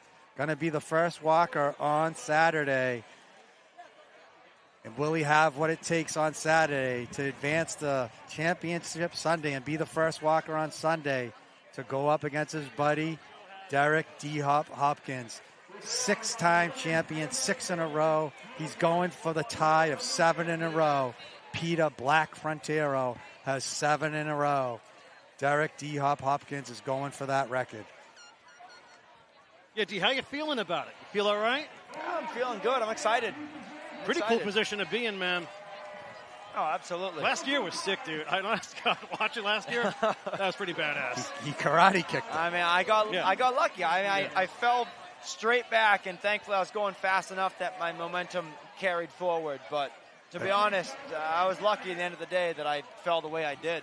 Yeah, but you have to put yourself in a position to be lucky, and you did. I suppose so. That's what it's about. I'll take there that. he is. Look at that. Look at that. Right there, the championship splash. Joseph Kleitz, Joe Kleitz, your 2025 Friday champion, going to be carried up the beach. Earned it today. No doubt. Third round. He had a great walk in the first round. Second round, just slipped a little bit. He regrouped for the third round and took it down right through the flag. Here he comes. Oh, yeah. It's a moment you cannot forget. I mean, it's unbelievable right here. Joseph Kleitz being carried onto the beach. The 2025 Friday champion.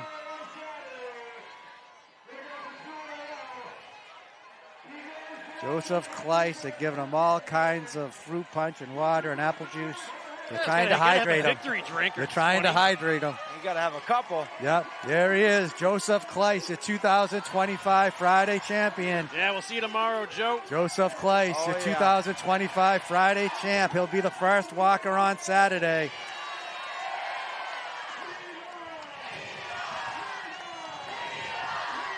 Joseph Kleitz.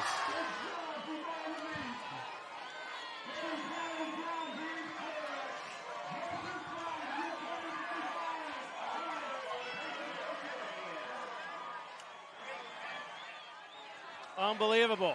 Great stuff.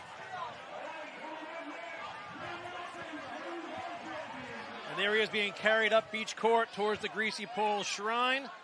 My next door neighbor, Eric Spear, does that Greasy Pole Shrine every year. Awesome job with that. Oh, yeah. Then they'll take him to the altar. What does that feel like, D-Hop, right there? Walk us through it.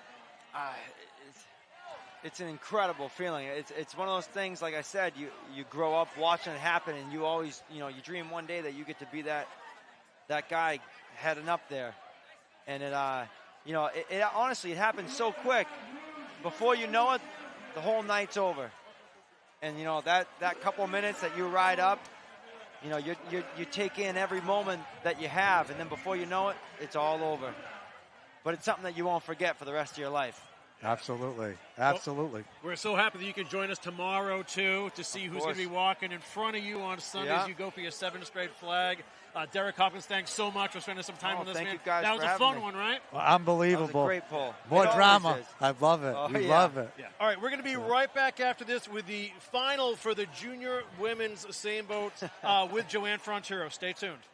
The following special presentation of the 2025 St. Peter's Fiesta, live from Gloucester, Massachusetts, is brought to you by St. Peter's Fiesta Incorporated, Bridge Cape Ann, Streamography Productions, 1623 Studios, and live now from Fox.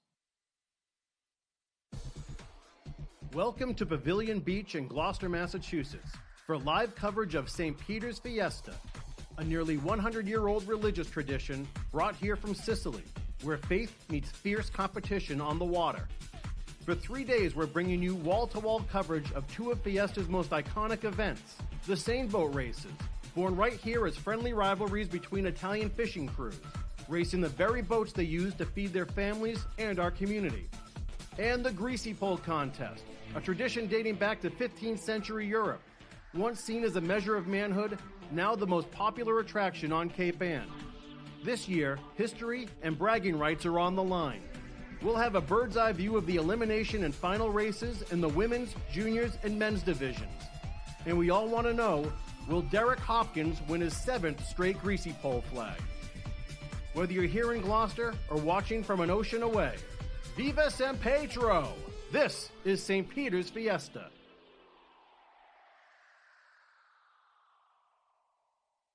The following special presentation of the 2025 St. Peter's Fiesta, live from Gloucester, Massachusetts, is brought to you by St. Peter's Fiesta Incorporated, Bridge Cape Ann, Streamography Productions, 1623 Studios, and live now from Fox.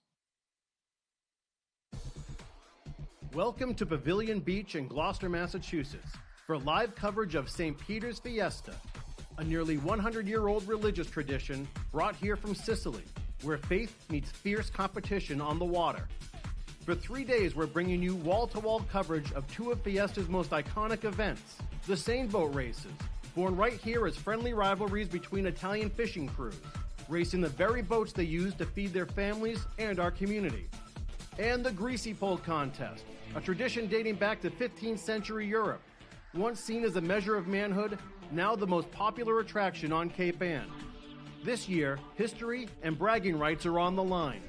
We'll have a bird's eye view of the elimination and final races in the women's, juniors, and men's divisions. And we all want to know, will Derek Hopkins win his 7th straight Greasy pole flag? Whether you're here in Gloucester or watching from an ocean away, Viva San Pedro! This is St. Peter's Fiesta.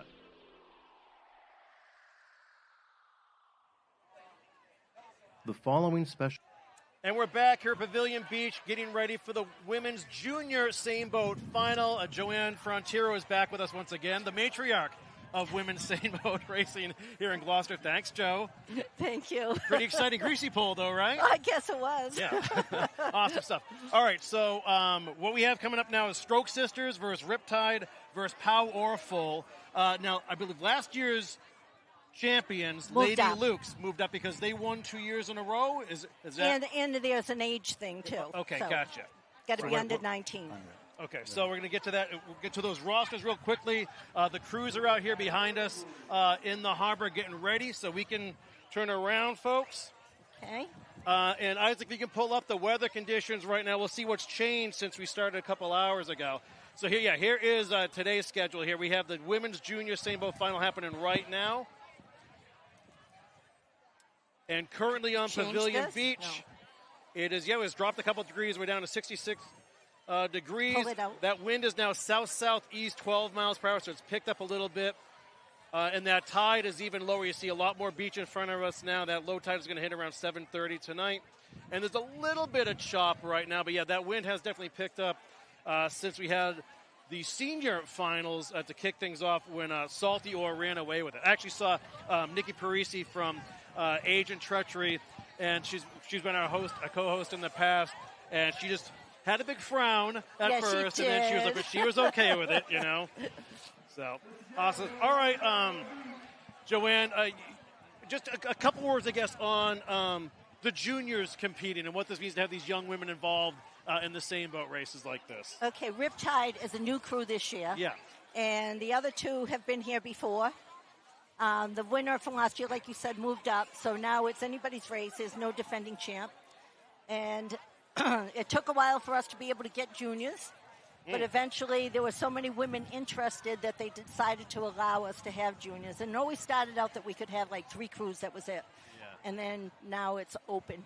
Yeah. I mean, women's had 9. So. Yeah. And we were saying earlier how many women's crews try it out at both levels this year, which was awesome to see. Yes, there was 9, and I think there was 5 in the juniors.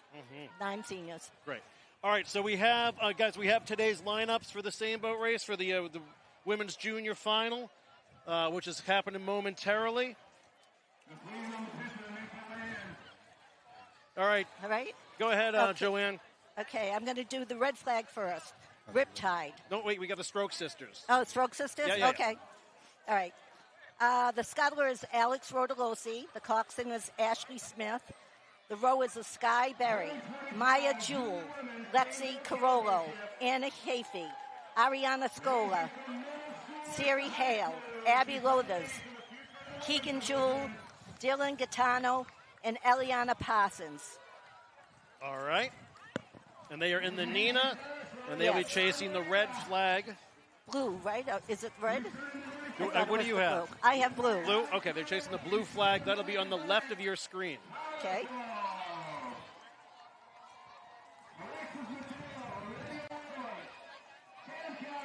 Here's Riptide. Riptide, okay. Scuttler, Karen Conan, Cox, Cindy Perry.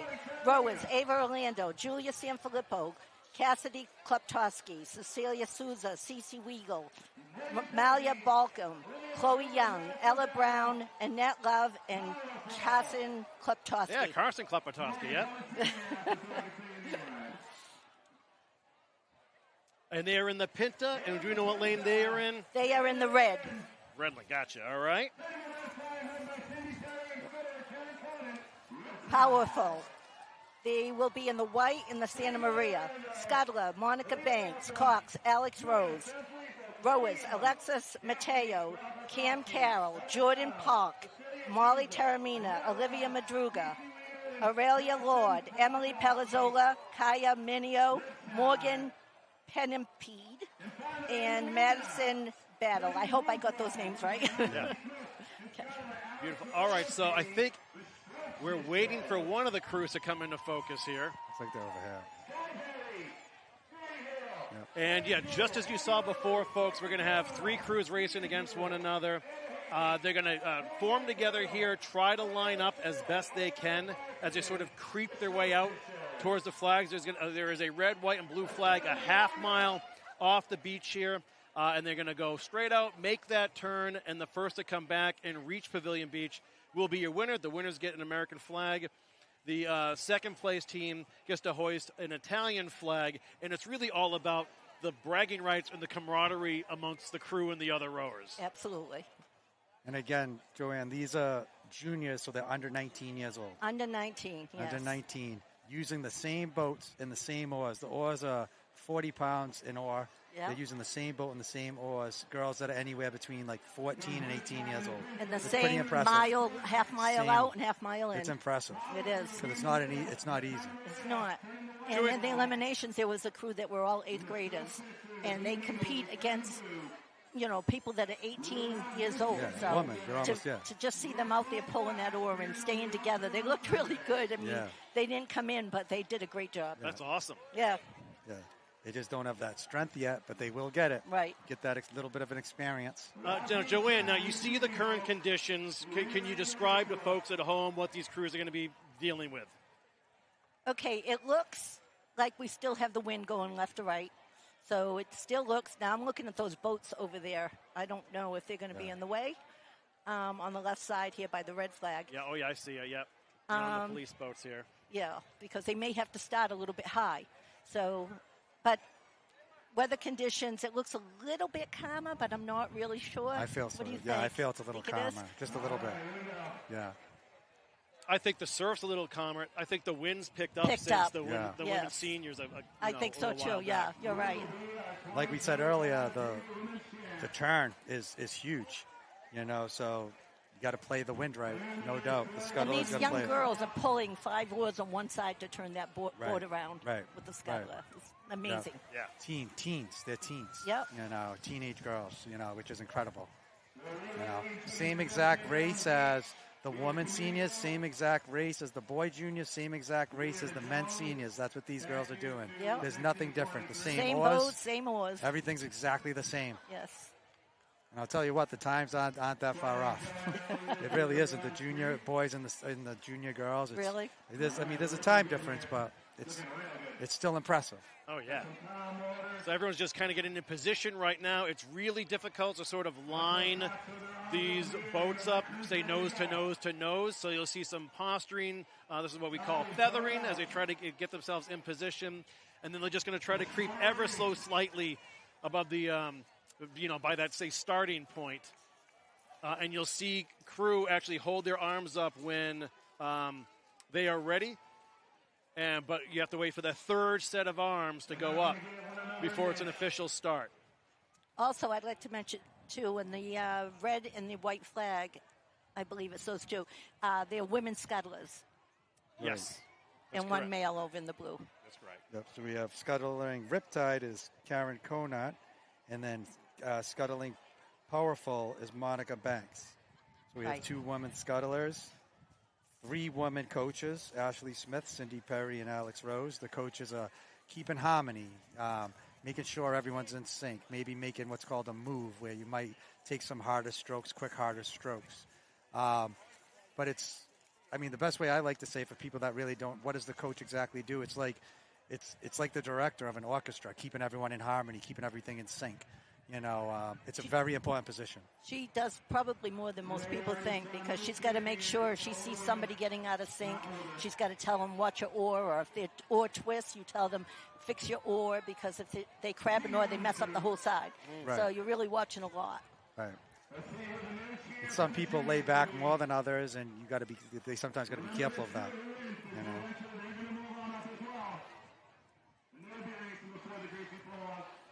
So here we go. We have Stroke Sisters to the left, Powerful in the middle, Riptide to the right. And we do want to point out for the locals who know the area really well, since we're doing this through drone footage, you're actually seeing an appropriate photo. To us, it's almost in reverse direction. So, in other words, Stroke Sisters in that blue lane is actually closest to the cut bridge. Riptide closest to the Greasy pole. So it's just, trust us, this is what makes sense. It's a little confusing for us here in the booth. It was confusing for me. Yeah. Absolutely. So here we go, the Junior 2025 Seine Boat Championship between Stroke Sisters, Powerful, and Riptide.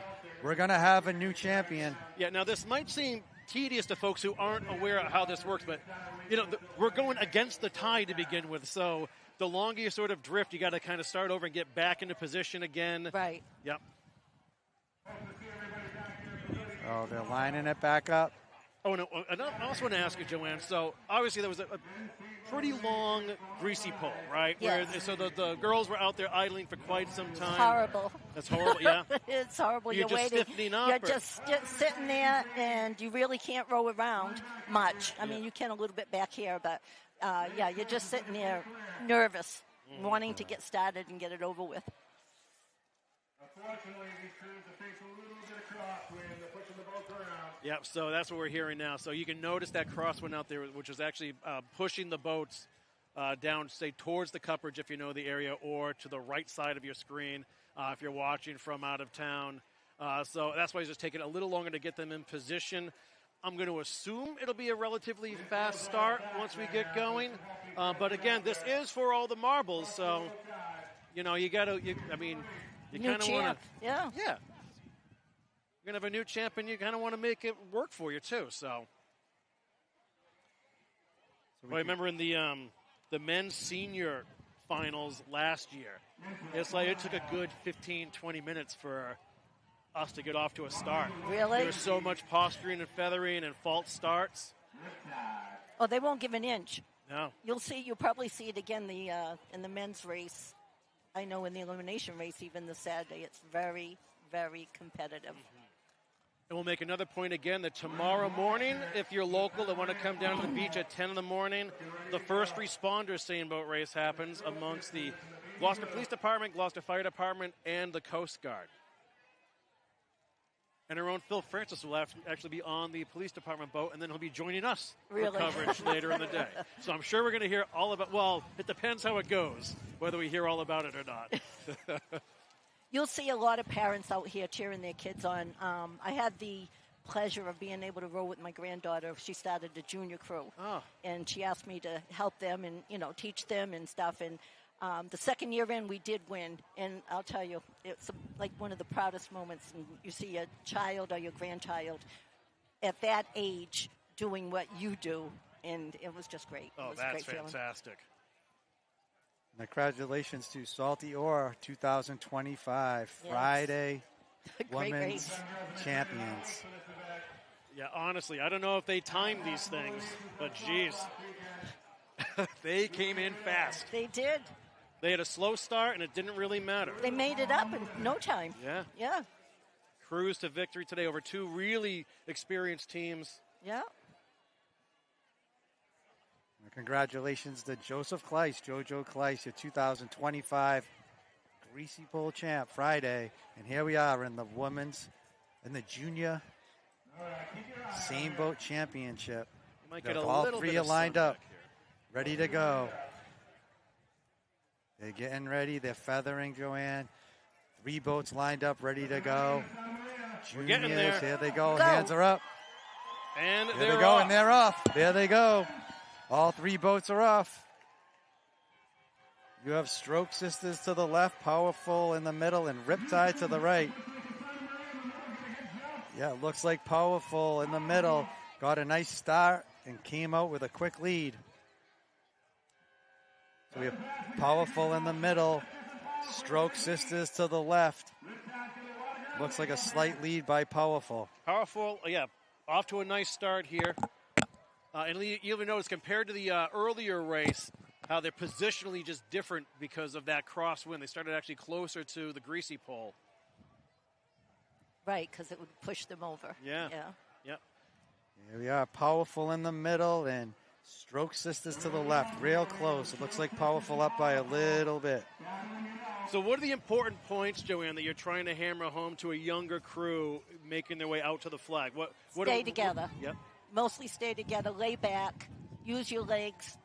If you row all arms, you just get too tired and you burn out. So you try to really teach them to use their legs to push their legs and back. So we have Powerful in the middle. Looks like they might be up by about a quarter of a boat. Stroke Sisters to the left. Riptides to the right in third place. Powerful in the middle. Going for the white flag. Stroke Sisters to the left. Going for the blue flag. And then to the right is Riptide. They're going for the red flag. Nice clean lanes out there, so good job by the flotilla and the police. Powerful looks like they have a little quicker stroke than the other boat. What a great view by the drone footage. Oh, great. Beautiful. Another thing you can really pick up on this, Joanne, is the straight lines that we're Yeah, shooting it's for here, too, unbelievable. right? Yeah.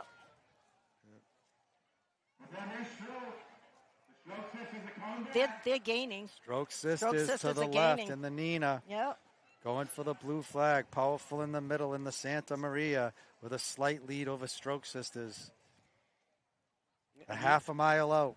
They'll turn that flag. 5 oars will come out of the water. Five oars stay in the water and pull. And they got to turn the boat around. A 3,000-pound boat. That's 30 feet long. The Junior Division Championship. Girls Division. Who's going to be your 2025 champion? Is it going to be Powerful in the middle, Stroke Sisters to the left, or Riptide to the right? Powerful is... Stroke Sisters is gaining Yeah, now, Powerful, and they took a turn here. actually look like they picked up their stroke, too. Stroke And Sisters they're looks like passing they're them. taking a lead Yeah. right now. Yep.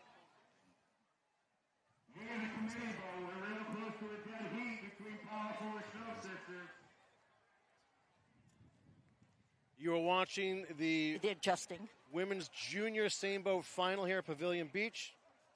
I'm Corey Kukuru alongside John DeCastro and special guest Joanne Frontiero, the matriarch of Women's Same Boat Racing and Rowing here in Gloucester, who was part of this event from its inception 30 years ago.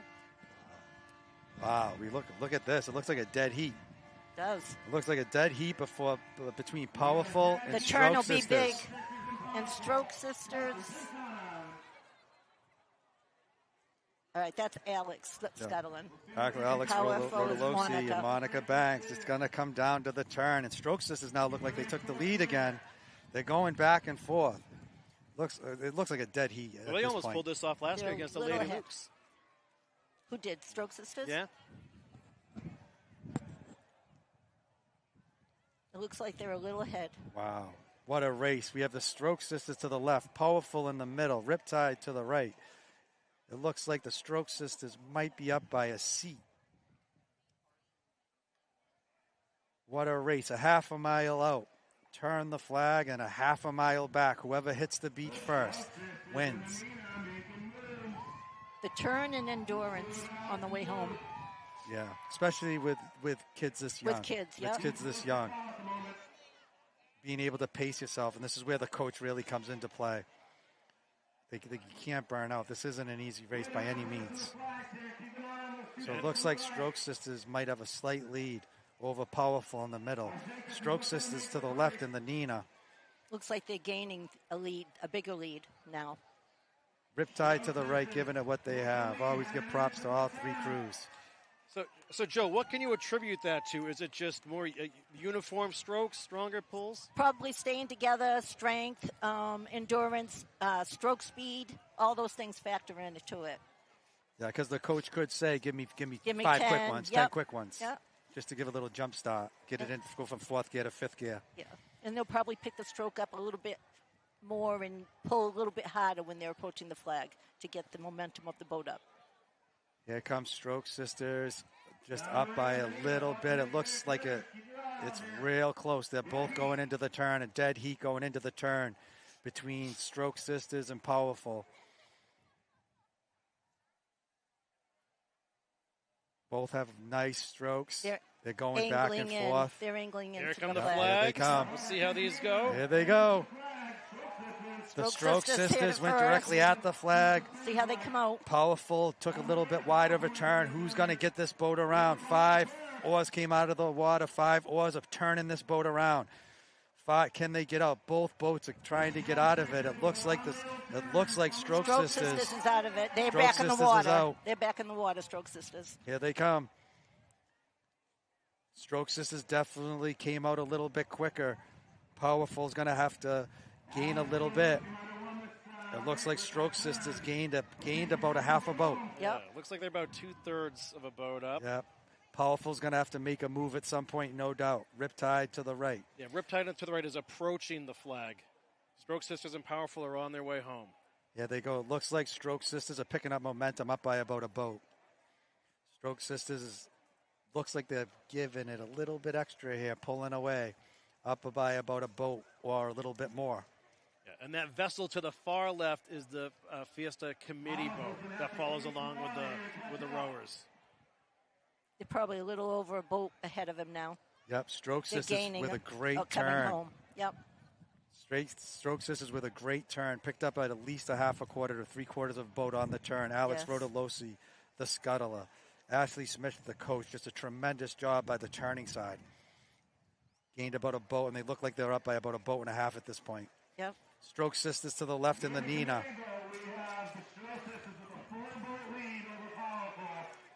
Does Powerful have enough to make up that difference on the way home? It's not easy to do. They get about a two and a half boat lead now. Yeah. So They're how pulling hard away. is it to make up? Really hard. Yeah. Those boats don't move. Years ago when we had the wooden boats, you could make them jump, I think, easier than you can these. They're fiberglass. And they jumped a little bit easier than these do. To the left, Stroke Sisters starting to pick up a little bit of speed here. It looks like they're up by a boat and a half to maybe even 2 boats or more. It looks like it's about 2 boats at this point. Strong showing. Great showing by Powerful in the middle. Do they have enough in their tank to make one move? And Riptide is now back in the water. They just made the turn. Riptide took the turn. Good job. To the left, Stroke Sisters with about a boat and a half. They're still together.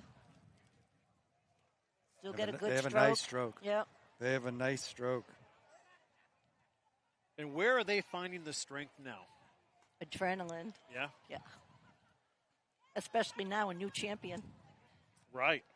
First time, it looks like they're up closer to maybe 2 boats at this point. Now, I'm not sure of the total ages, but what would happen? They could possibly, they'll be back here this time next year? They should be, unless any of them are 19 or older. Yep. Then they'd have to either replace those rowers or move up to seniors. It's a little bit of a mix. I see a couple that are about 19. Yeah. But there's a bunch that are under 19, definitely. Yeah, and the Stroke Sisters look really strong now. They're opening it up. Stroke Sisters to the left. Stroke Sisters look like they're up by about 3 boats after a great turn by Alex Rotolosi on the turning side. No doubt about that. Since the turn, they haven't looked back going into the turn. They were dead heat between Stroke Sisters and Powerful. And now it looks like Stroke Sisters pulling away. And now they are making their way slowly towards the Greasy pole.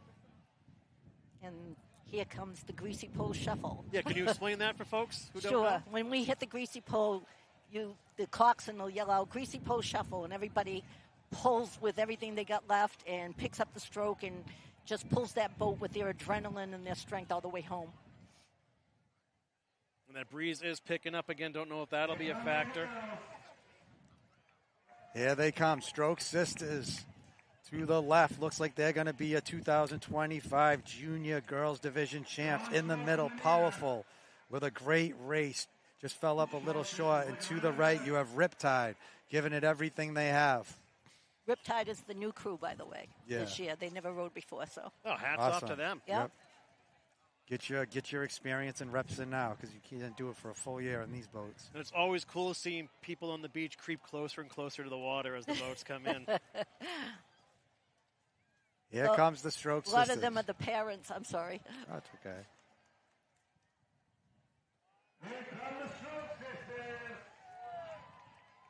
Still a nice stroke. Still both of them. Powerful has a really good stroke too. Both Yeah. of them coming in. And we will be here same time tomorrow and Sunday bringing you more Seine boat racing and Greasy pole action. Our coverage starts at 4 p.m. Eastern Time. Tomorrow we have the semifinals for the men's senior and men's junior divisions. And then you saw Joe Kleiss win the Greasy pole a little while ago. He'll be your first walker tomorrow. On Sunday we have the finals for the men's senior Seine boats and the junior men's as well. And then we'll see if Derek Hopkins can get his 7th flag in a row. But right now we have the Stroke Sisters cruising their way towards victory here at Pavilion Beach. We'll let the pictures do the talking. Yeah. So, Andy, you can also just fill us in on that feeling, right? Those girls are feeling right now. Right now, being the new champions, they're thrilled. They're thrilled. Can I say their names again? Absolutely. Yep, here comes the Stroke Sisters, your 2025 Friday Junior Girls Champ. Alex Rotolosi, Scudler. Ashley Smith, Cox. Sky Berry, Maya Jewell, Lexi Carollo, Anna Hafey, Ariana Scola, Siri Hale, Abby Luthers, Keegan Jewell, Dylan Gaetano, and Eliana Parsons. Congratulations, ladies. And there you have it. There's the American flag. Great to the Stroke job. Sisters. Great job by the Stroke Sisters. And here comes Powerful hitting the beach second. Yeah. Riptide coming in. But your 2025 Junior Girls Division champs is Stroke Sisters, the new champs. Always a great visual right there. And when Riptide comes in to show the good sportsmanship, usually everybody on the beach will stand there and clap for them. That's awesome. Awesome job. Congratulations to Stroke Sisters, Yeah. the Junior Girls champs. And a great showing by Powerful, as we said. And Riptide making the way towards the Greasy pole right now. As Joanne said, the first time that team's been together. Great shot there. It was a good race. It was. Great race. Proud of them. Awesome job. All 3 crews. It's not an easy thing to do. That's our feeder program. Right, absolutely. The farm system. It's great. Yep. Yeah. And there they are embracing family and friends right now. And here come some of the members. Powerful to congratulate the Stroke Sisters. See, they're all clapping. Yep. And here they come. Riptide, getting that nice stroke in, getting some experience. Riptide coming in as well. Yeah, finish up strong, Riptide. Good job, girls. Yeah. But your 2025 Friday champions for the junior girls division, Stroke Sisters. And here comes Riptide. The Riptide is just about to reach the beach. Yeah. Great job. Awesome job, all three crews. Not easy to do. The 2025 Junior Division Girls Champs, Stroke Sisters. All right, So fantastic they'll be defending stuff. their title next year. Yeah. Joey, we might have to have you back for that, unless we might have to do something with Nikki Parisi if she's back Can you here have rowing again. Okay, that's a deal. All right, so Stroke Sisters is your junior women's Sainbow champs. There they are celebrating and holding the American flag, and they now have bragging rights for a calendar year. And we are back. Corey Cooker here alongside John Castro and Joanne Frontiero. What a great afternoon that was. I guess, quickly, Joanne, let's just talk about what we saw earlier today with Salty Ore and then what we just witnessed with the Stroke Sisters. Well, Salty Ore, they came out of nowhere. They had an elimination race and won against two really good veteran crews and ended up, they had a three-peat. They won their elimination, they won the second one, and they won today. So, yeah. In really good for impressive them. fashion. Very too. impressive. Yeah, yes. because they had the start at the two most important parts of the race is the start and the turn. And their start, well, they came out of the gate very slow. And then after that, it was like an engine got put on. They blew doors I felt off. it was like a Yamaha. Strength like, and endurance, yeah, and that's that what was made them win. unbelievable. Yeah. Yeah. And then also, we just saw the Stroke Sisters in the junior division. They won pretty handily as well, and they looked great the whole way doing it. They did. Yeah. They did. Great race. Yeah. Great race. All right, and congratulations to Joe Kleiss, the Friday Greasy pole winner. He'll be first walker tomorrow. And like I said, we'll have the semifinals in the men's senior and junior divisions. We want to thank everyone who helped make this broadcast possible. Joanne, that was a real pleasure to spend some time with you today. Thank you so much, Corey. Thank you. Same here. It was great Right getting back some at advice you. from the matriarch. Thanks for everything you did to help put this event on the map and Thank get women you. involved. Thank And we can't wait to work with you again. I would love it. Yeah. Thank you. Absolutely. Great job. Thank All right, you. folks, Thank until you. 4 p.m. Eastern tomorrow, we'll be back with more coverage of the 98th St. Peter's Fiesta here in Gloucester, Massachusetts. For Joanne Frontiero and John and Castro and Derek Hopkins, I'm Corey Kukru. We will see you then. Bona Fiesta. Bona Fiesta. Bona Fiesta. Be safe. God bless.